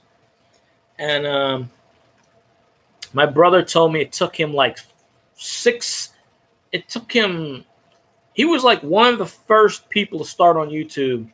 Like, I think he was the actual first person. It took him like 6, 7, 8 years before he got anywhere on YouTube, like a couple of million. And then he got famous doing something. I don't know what. And then when he went on South Park, everybody was like, holy shit, this dude's on South Park. Let's go. So, but, yeah. 70, I think he has 68 million. Well, I'm giving him 70 million, more credit than I should, but I don't know who that guy is. I'm guessing this Jake Paul is related to the other Paul dude. I don't know. I don't know who all these YouTubers are. I started this page in 2010, I think, or 2009, but I don't really know how to fool with YouTube other than going on my Chrome and camming like this. Because I don't know how to download. It says you got to decipher a code. So I really didn't start doing these videos until like April. But I was always watching YouTube. You know, but I don't keep up with all the YouTube fads. You know, it'll recommend me stuff, and you know.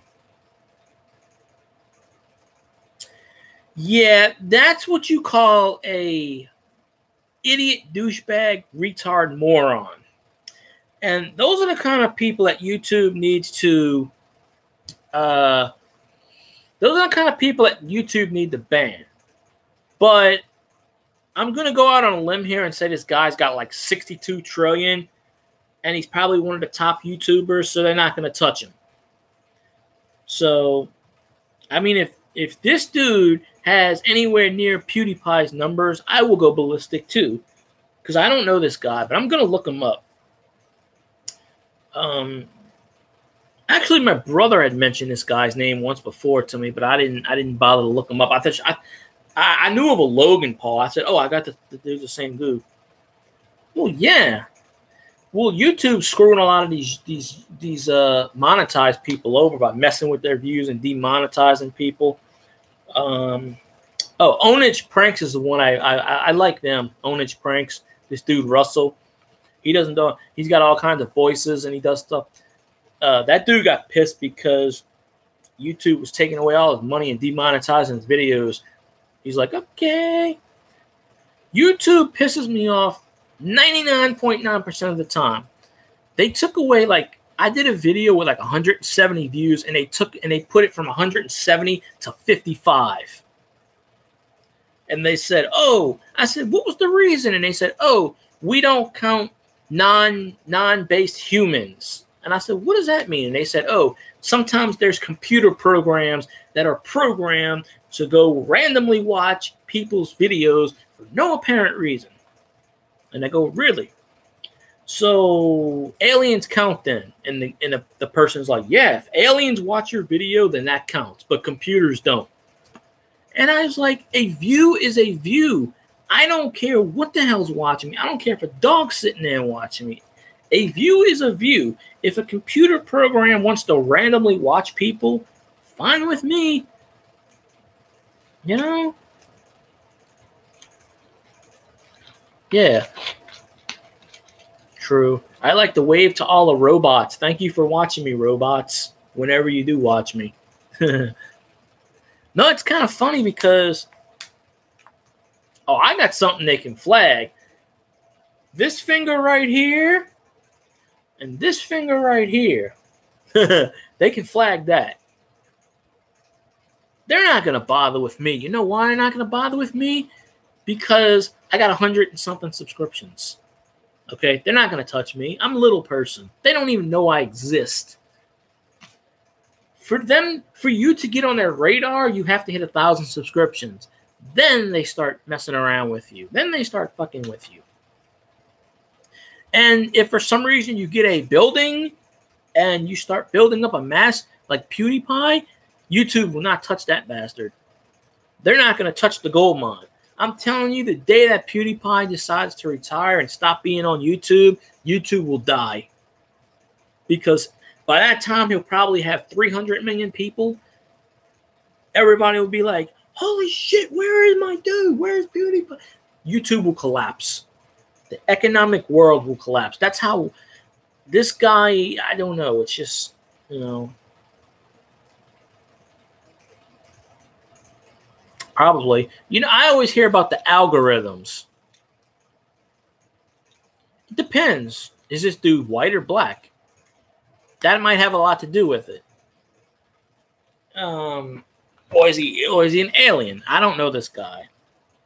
Never heard of him. So I can't. But I think YouTube hates on me sometimes. Although I'm not perfect, but like that one video, like I told you, that I had 170, not on this channel, my Saints channel. I had 175 views. They knocked it down to 55. And I'm like, are you fucking serious? Like, what? I mean, oh, well, robots are watching you. And I'm like, I don't give a shit. I'm not monetized. Go fuck with those people that are monetized and leave me alone. The only channel that I watch, King of Random, just got 10 million views.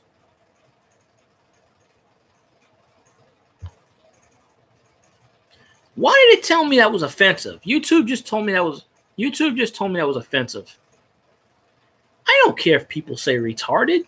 I say that all the time. I get a few spammers on here that come up to me and spam. They sub me, but they always spam me. And I'm like, yeah, because it's a public thing, so it's kind of like, I don't know. It's really weird. It is really weird on the thing. I'm going to turn my light off. I'm going to see if this makes any difference. I might turn it back on, but, all right, now. I can still be seen, I hope. Just my head. If you can't see me, I'll turn the light back on. Because I don't have any lights in my room other than whatever. But it's a floating head. Hey, YouTube, I'm haunting you. Woo. Oh, okay. I had to turn my light off because it's too bright, and I have my brightness all the way up on my computer. Otherwise, you wouldn't see me at all because I don't have any lights in here. One time I made a video just like this, and it was completely dark, and YouTube deleted the video. and said, "Oh, there's no person on the screen." I don't know, 3, 4 o'clock, something like that. It's almost 3 o'clock now. It's like 2:50. I've already done a video. I've done a YouTube video at 5 in the morning one time, but I sometimes I don't start those videos till like 3 o'clock in the morning. So it all depends. I probably will go to sleep in a few minutes, probably like 5 more minutes, I guess, because I am feeling kind of sleepy. But yeah, a lot of these YouTubers, I don't know, they just, yeah. I'm telling you, if I was monetized and YouTube pulled that shit on me, I'd be like, all right, Google, let's see.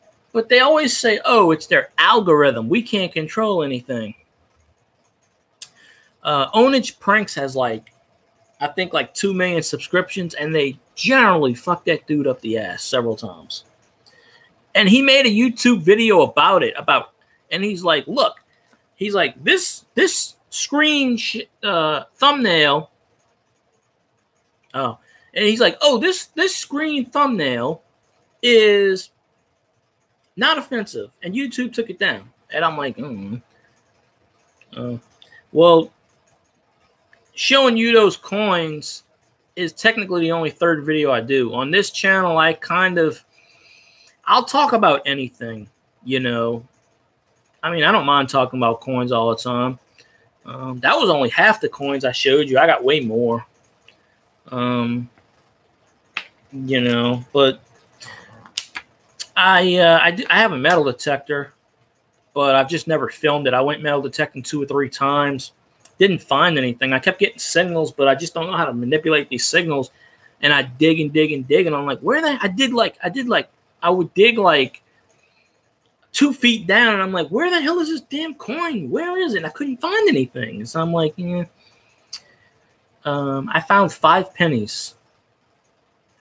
No, 6. I found 1 in my backyard. I found hose nozzles in my backyard, 2 or 3 of those. And then I went to the park, and I found 3 pennies on the surface and 2 pennies buried underground. So I found a total of 6 pennies and 2 hose nozzles. That in 10 tries of metal detecting. So I've never filmed them because I don't really have a phone to film them too much with. So, you know.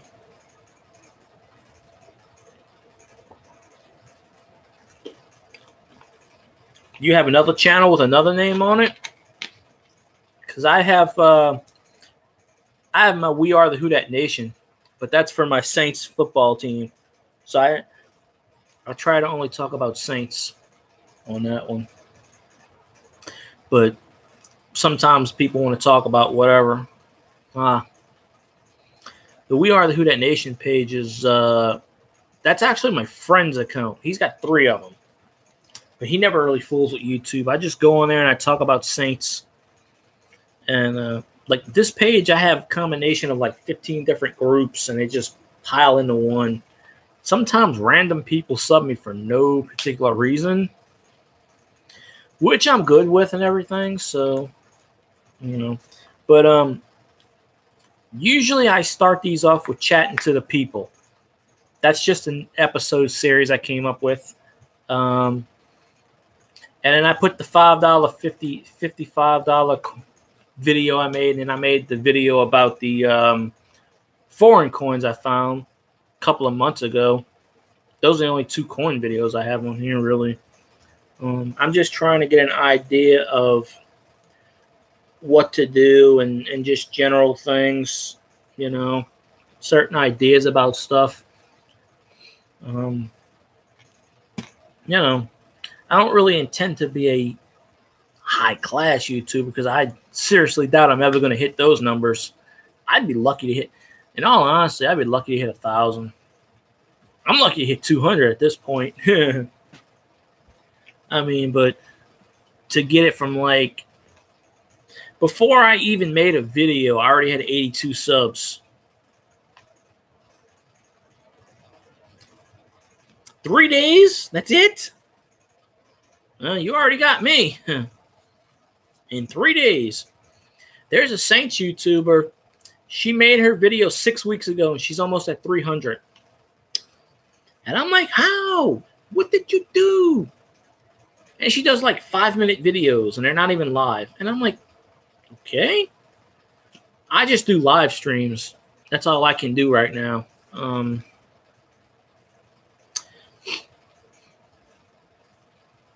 Well, I guess going in that live stream, people just started subbing you. So I'm like, yeah. Me, I'm like, hey, sub me, man. 9 out of 10 times, if you sub someone and they're a good person, they're going to sub you back. Usually that's how it's supposed to work. I sub you, you sub me, we're all happy. You know? I just said in the live stream, I said, hey, anyone who wants to sub me, I'll sub you back. You know? Most of the time you get that and people just ignore you. But that one, they were just kind of, okay, you know. So I had 82 subscriptions before I made one video. And that was in April.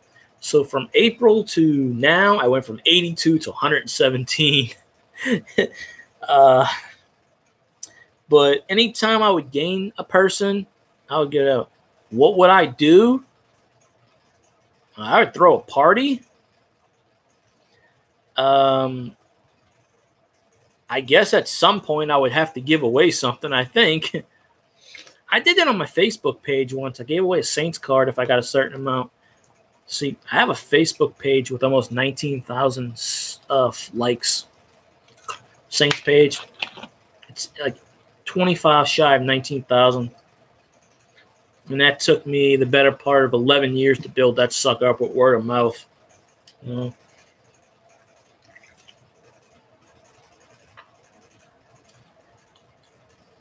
I'm going to go out on a limb and say you'll hit 1,000 before I do. But,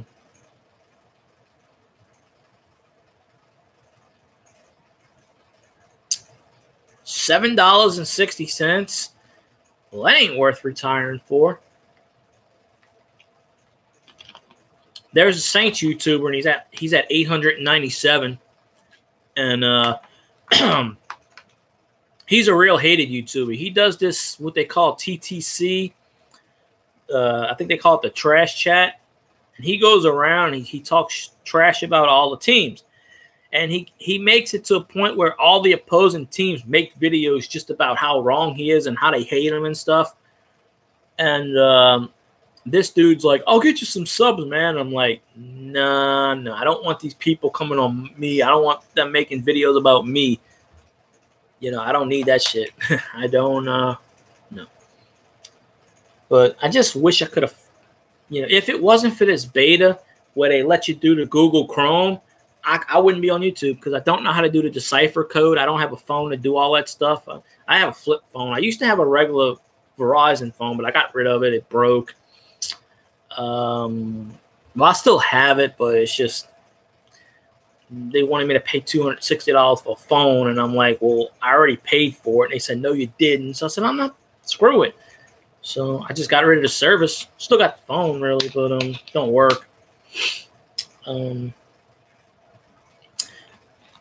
Nah, I just have a little flippy phone. It's cheap. I bought it for $10.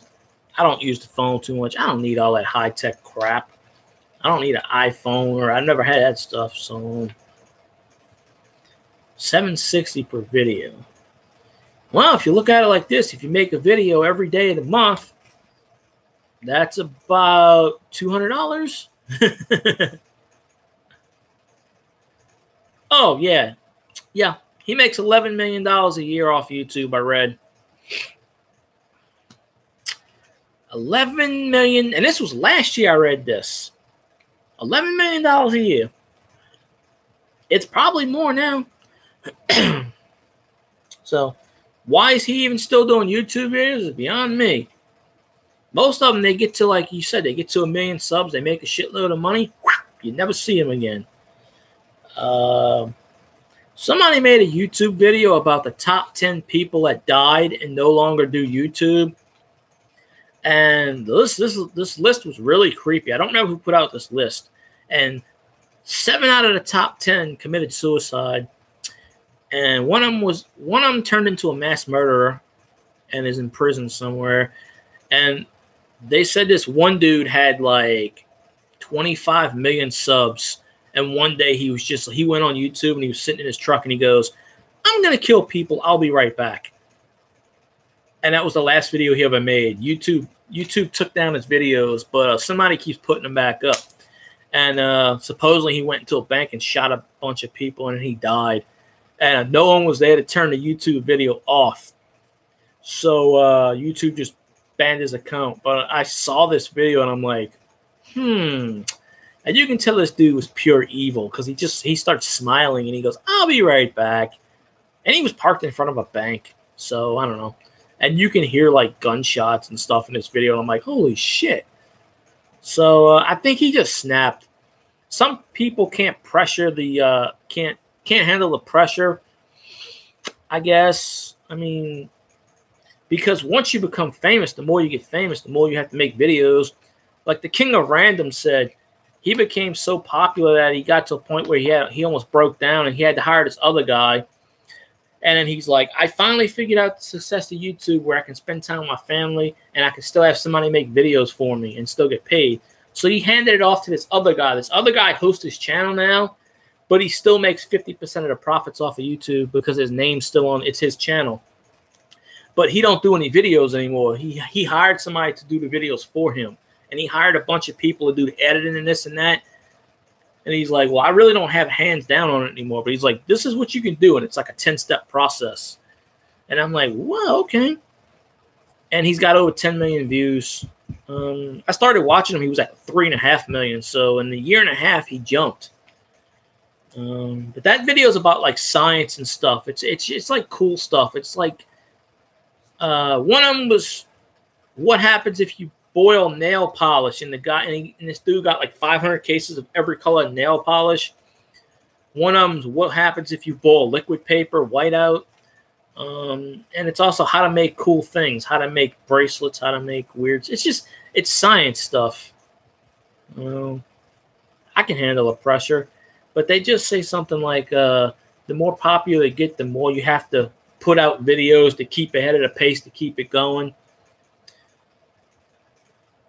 Well, here's the thing, right? If people liked you enough to get you to 100,000, why the hell would you change? I would keep doing the same old stuff. Yeah, I'll never get if I get to 1,000 subscriptions, I would consider that a miracle.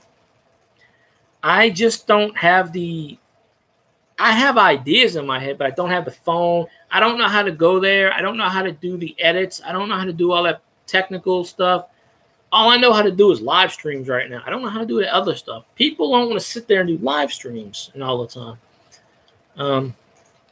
Now, I'm in a few videos of my friends on his YouTube account. He's got like 9 or 10. You'll get to 1,000 before I will. Huh. You got 22 years on me. Who knows if YouTube's going to be around in 22 years, but you got more time on me. You're in the millennial generation. Those millennials, supposedly, I don't know. They I guess they do stuff. I don't know. I'm not in that generation. I don't know. I'm sure you know I don't know shit about technology. It took me all this time to figure this out. And I still don't know how to actually do actual official live streams. This is just through my Google Chrome. I don't know how to get on there, download, decipher, put in a password. I don't know how to do all this stuff. I didn't grow up with technology. My brothers did. I didn't really fool with computers. I was just like, I just collected baseball cards and watched TV. I don't know, collected coins and stuff. I never got into all that stuff. Never interested me. I didn't even own a computer until I was 23. And I got this laptop about like 5 years ago. It's the first time I owned a laptop. Before then, I had a computer that was on my stand over there. I bought a computer for like $600. It broke 2 years later. I'm like, I got this one. My brother bought me this one, but he said it was like $200. It's Google Chrome, so it works pretty good. No viruses and stuff. So, I made a video about 2 months ago, and I'm like, if I get to 100, it's a miracle. Now I'm like, if I get to 200, it's a miracle. Because I had 82 subscriptions before I made one single video. So from April to October, I went from 82, it was 113, then I got four last nights, and that's at 117. So basically, I've gotten 35 subscriptions in 8 months. That's like 4 subscriptions that's about average about 4 subscriptions a month. So at this rate, we're hitting 1,000 subscriptions when I'm 87, and YouTube will no longer be around. Like I said, I made this video. I just hate mentioning all those idiot YouTubers, but not like that mean. But I don't sub to any of those idiot YouTubers. And the only one out of all of those you mentioned, I've only heard a few of them. I watched one PewDiePie video, and after about a minute and a half, I turned it off. Because I instantly read into this guy. He's a moron. And the only reason I watched a video of his is because he was on South Park, and at the time I liked South Park. And I'm like, oh, cool, this dude's on South Park. Let's check him out. And I'm like, yeah, okay. What is he supposed to do? I don't get it. He just sits there and bitch about video games. Okay, I've been doing that for years with no camera in my face. I flipped around my laptop one time. I didn't post this video, but I flipped around my laptop one time, and I started playing Super Mario. You know, and I didn't even know about this whole Twitch stuff until about 6 months ago, until this girl I talked to, she's like, hey, follow me on Twitch. I need followers. And I go, what the hell is a Twitch? And she goes, oh, it's a gaming site. And I said, oh, okay. And she's like, yeah, I need one more to get to 300 followers. And I said, fine, I'll follow you. Don't expect me to go on there. So I had to make a Twitch account to do it. And I think I follow like 8 people on Twitch. I don't know how to do that. My brother watches that a lot, but I don't know. I've never made a video on there. I have no idea what I'm doing. And do you know I have 17 people following me on that site? I don't even know what the hell. I don't get the whole site. Just random people decide to follow me. And I'm like, okay. Like this dude's like sends me a message. And he's like, hey, I followed you. Is that cool? I said, okay. I was like, do you have any money to throw my way? Really? Are you serious? 40 followers from fucking, I got 17 and I don't even know what the hell I'm doing? Well, fuck yeah. Yeah, I've seen a few YouTube videos about Twitch streamers getting banned. Apparently, a lot of the women like to strip naked and stuff on there. And the guys were giving them a shitload of money, and Twitch didn't like that. Yeah, this girl that I know, the one that she wanted me to follow her, she has a sponsor on there. She told me she just wanted me to follow her because she was at $2.99, and I said, okay, I'll follow you. I think now she's at like 500 and something. I've never watched her video. I don't watch videos. I don't go on. I've been on Twitch like 4 times. And I followed a couple of Saints players on there, and I followed a couple of Saints announcers that do stuff videos. Well, actually, no, because this guy I follow, he's Deuce Windham. He's a Saints reporter, and he doesn't do gaming videos. He does his football analysis videos, like he posts on YouTube, and he does live streams on there, but it's not video games. He does like the $50 person did with the super chats with the money. Because I watched one of his Twitches one time. That's the only time, one of the few times I went on there. And he was just doing football analysis. He was doing a live stream. And people were giving him $50 for a question. I'm like, holy shit, really? He's like, okay, I'll answer some questions now. And the guy's like, bling, $50. Bling, $50. And this one dude gives him 500. And I went, what? So like in 5 minutes, this dude made like $3,000 or something like that. And I'm like, Okay, yeah, this is something we need to look into. I just never got around to it. But I'm like, holy shit. It's like bing, bing, bing, $50, $50. I'm like, holy shit. And this dude's got like 700 something followers. And so yeah, but I need to if that's the case, you know how I do gaming videos? I'll turn my laptop around where it's facing my TV and I'll play Mario off of that. Because I don't know how to do these edit things. And technically it'll be me playing a game, right? You just won't see me on the screen. But I didn't know that if that's all you need is 40, because I have at least 30 friends that are on Twitch, but I don't even know about it. So really, I can tell those people, hey, follow me. Let's go. I'm going to look into this tomorrow, seriously. If that's all you need is 40, then shit, I'm halfway there, almost. Damn, that's pretty cool. And my brother watches Twitch a lot, but he don't have an account. But he's the one that showed me about it. He's like, he was watching Twitch, and I said, I've heard of it. And he goes, oh, okay. And he showed me the list. And he goes, say if you want to watch Mario, you can watch Mario. He was watching one of these new Mario games. And he goes, say you want to watch old Zelda, you can type in that. And he goes, somebody's playing. He goes, anytime in the given world, somebody's playing a game somewhere. And I'm like, okay. Well, it's all good.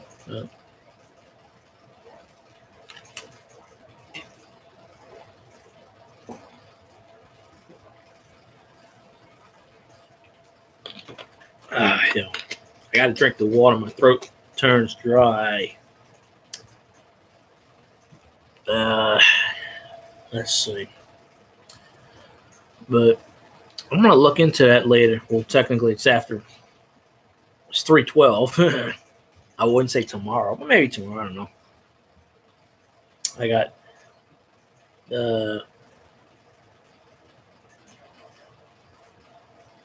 oh, that's pretty cool. So somebody just says, hey, I'm checking out your thing. Ba-ding! Well, how do they do that? They do that through a PayPal or something? Because I don't have any of that crap right now. I mean, I have a PayPal, but it's locked. I have $3.62 in my PayPal. So it'd be pretty funny. At $3.62 been in my PayPal for 4 years, and PayPal locked my account because I haven't checked it in 4 years. And I had to call up and say, hey, y'all not keeping that money. That's mine. And they were like, oh, well, we had to change everybody's password because they got hacked. And I'm like, no, I want my $3.62. Then you can do whatever the freak you want with PayPal. I don't care. Because PayPal used to be linked to eBay until last year, the year before. Then they broke off. So now when you go on eBay, you got to open up PayPal on a separate thing and then just, I don't know. But when they broke up and split up, that's when they did all that stuff. So, I got my hat off. I don't need my hat on right now. Whoops. Yeah, I'll get my hat on. I don't care about my hair being messy. I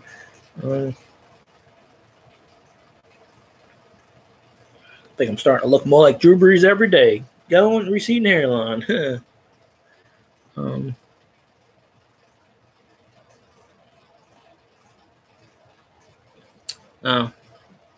Well, that makes a lot of sense. But, I mean, once you hit 40, then those friends can recommend people. And YouTube actually recommended me to somebody once, and I was talking to this guy in one of my videos, and I said, it was a random guy, and I said, how did you find me? And he goes, I was watching, I forgot what he was watching. He goes, and YouTube recommended you. And I said, oh, okay, cool. YouTube's actually doing their job for once. Good Lord. Yeah, I went on YouTube. They had the user list over here, and then they had like the screen, and I'm like, I only signed up for Twitch for one reason, because this girl wanted me to add to her account. Then I saw there were a few Saints Twitches on there, like D Coop and Eric Mayweather, who's big YouTuber, mad YouTubers. So I followed them, and then I followed NASA. Don't ask me why. I follow NASA on everything. I like space. So I followed NASA because NASA was doing a live stream on Twitch. They were doing it on YouTube, Twitch, and Facebook. And I watched the Twitch version because I wanted to see what was different. And they were showing different angles on each one.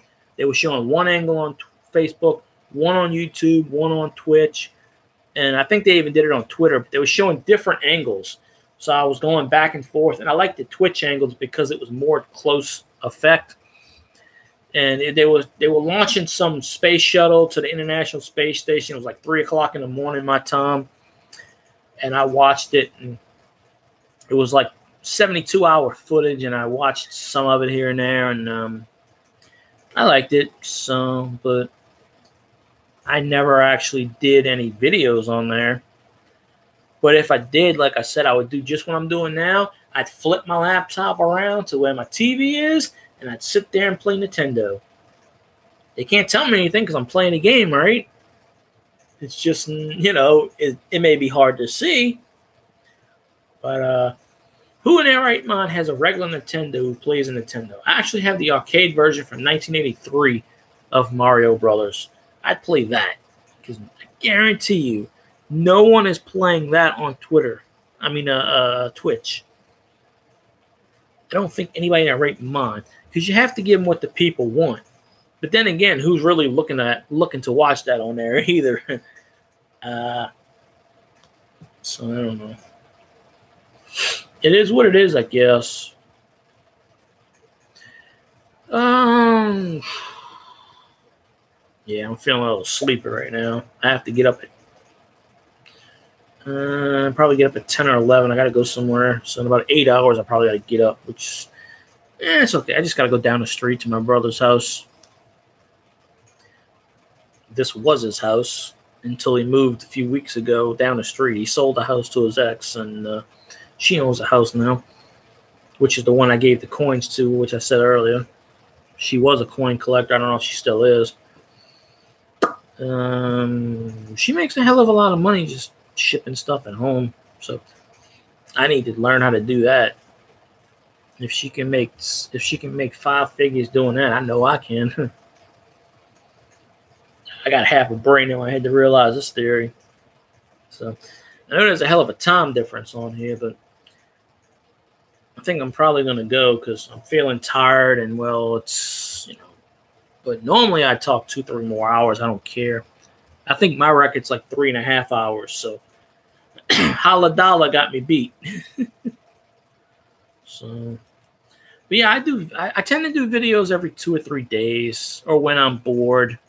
So, you know, it's all good. But hey, if you see anybody on YouTube that just wants to randomly give out subs, hey, if you want, recommend me. That's cool. You don't have to. I'm just throwing it out there. I'm not one to beg for subs or anything like that, but if you got 100 subs in like 3 days, yeah, you will get 1,000 subs, no problem. If that pace keeps up, by the end of the year, you should hit that 1,000 goal, no problem. Just don't forget about the little people like myself. When you do, when you become rich and famous, don't forget about the little people.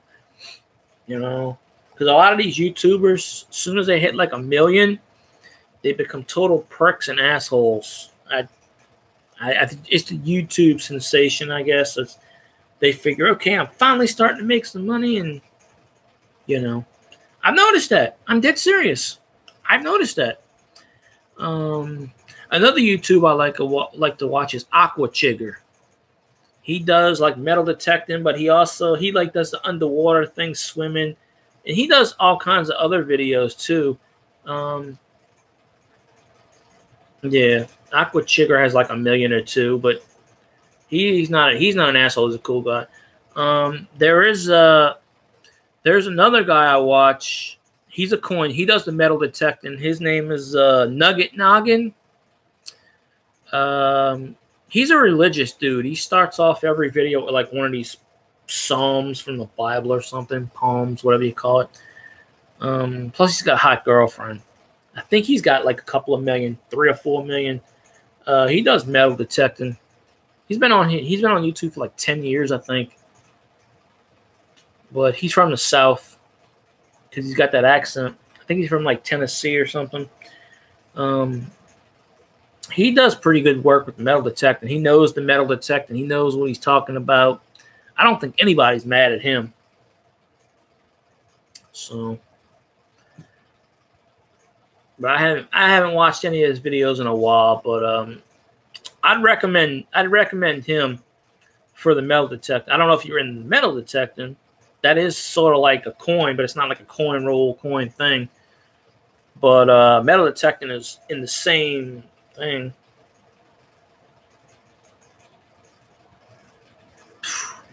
That's ridiculous. I noticed too a lot of YouTubers. I've never done this myself, but a lot of YouTubers are putting hashtags in the bottom, like that lady I told you about who got like 250 subs in like a couple of weeks. She was putting hashtag Who Dat, which is Who Dat for the Saints, Who Dat say. And so I think I'm going to start putting hashtags in my videos because I think hashtags like with Twitter and stuff, people notice you, and that may draw you to, you know. There's this YouTuber. She's got like 1,500 subs, and she's pretty cool. Her name's Sierra the Chosen One. And what she does is she don't ask for any subs in return. And what she'll do is she'll go on her Twitter and she'll do like 15 tweets at blah, blah, blah. And she'll name like 100 people at a time. And she'll say, go follow that person. And she did that with me.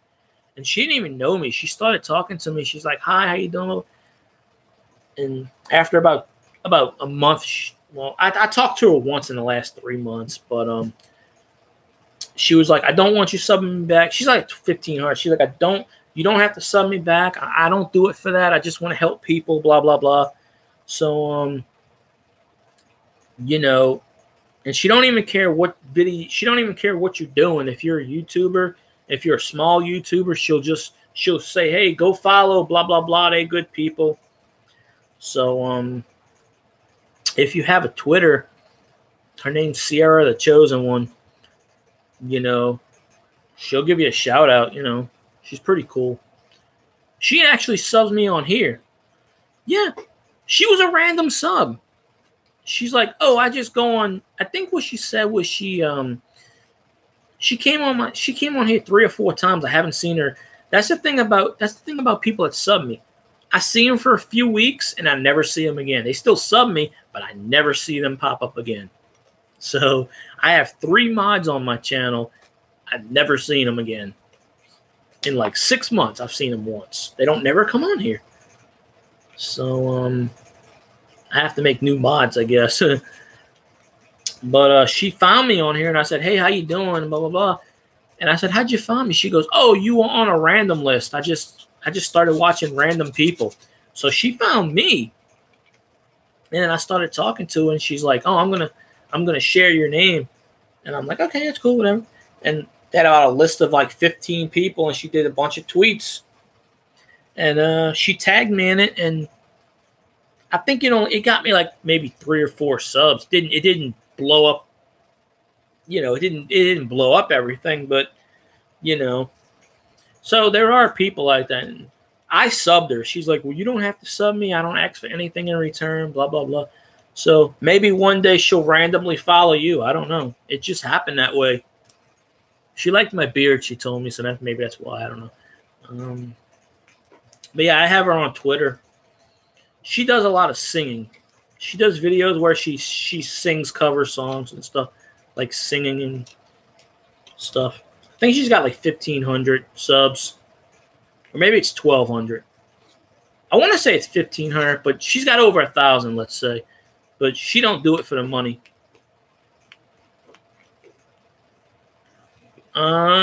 She sung a few Britney Spears songs. I know that. With like some of them, she did duets. She's not a bad singer. She's not the best singer, but she's not a bad singer. I like it. I don't know where she's from.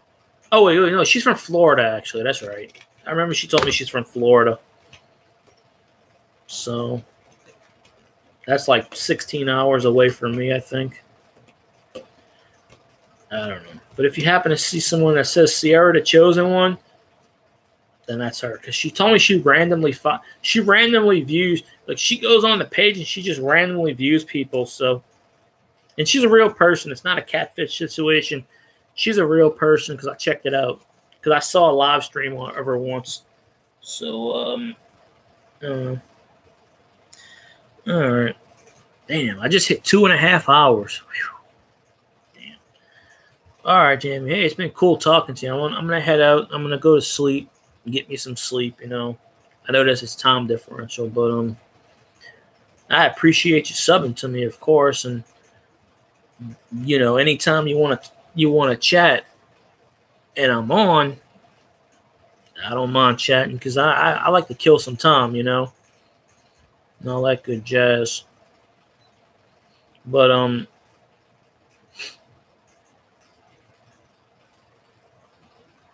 anyways, anybody that sees this video, hey, give Jamie Coin Hunter a sub. You know.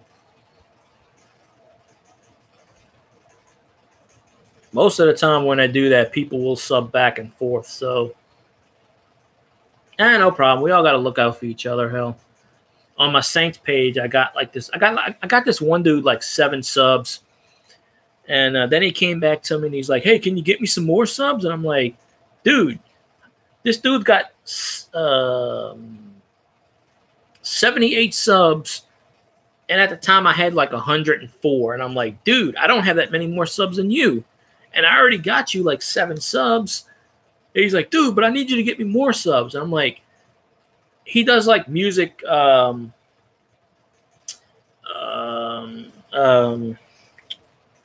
lyric videos, like, you know, songs, and then he puts the lyrics up on the screen, and he don't monetize. I'm like, what's the point if you're not going to monetize for it? I don't know.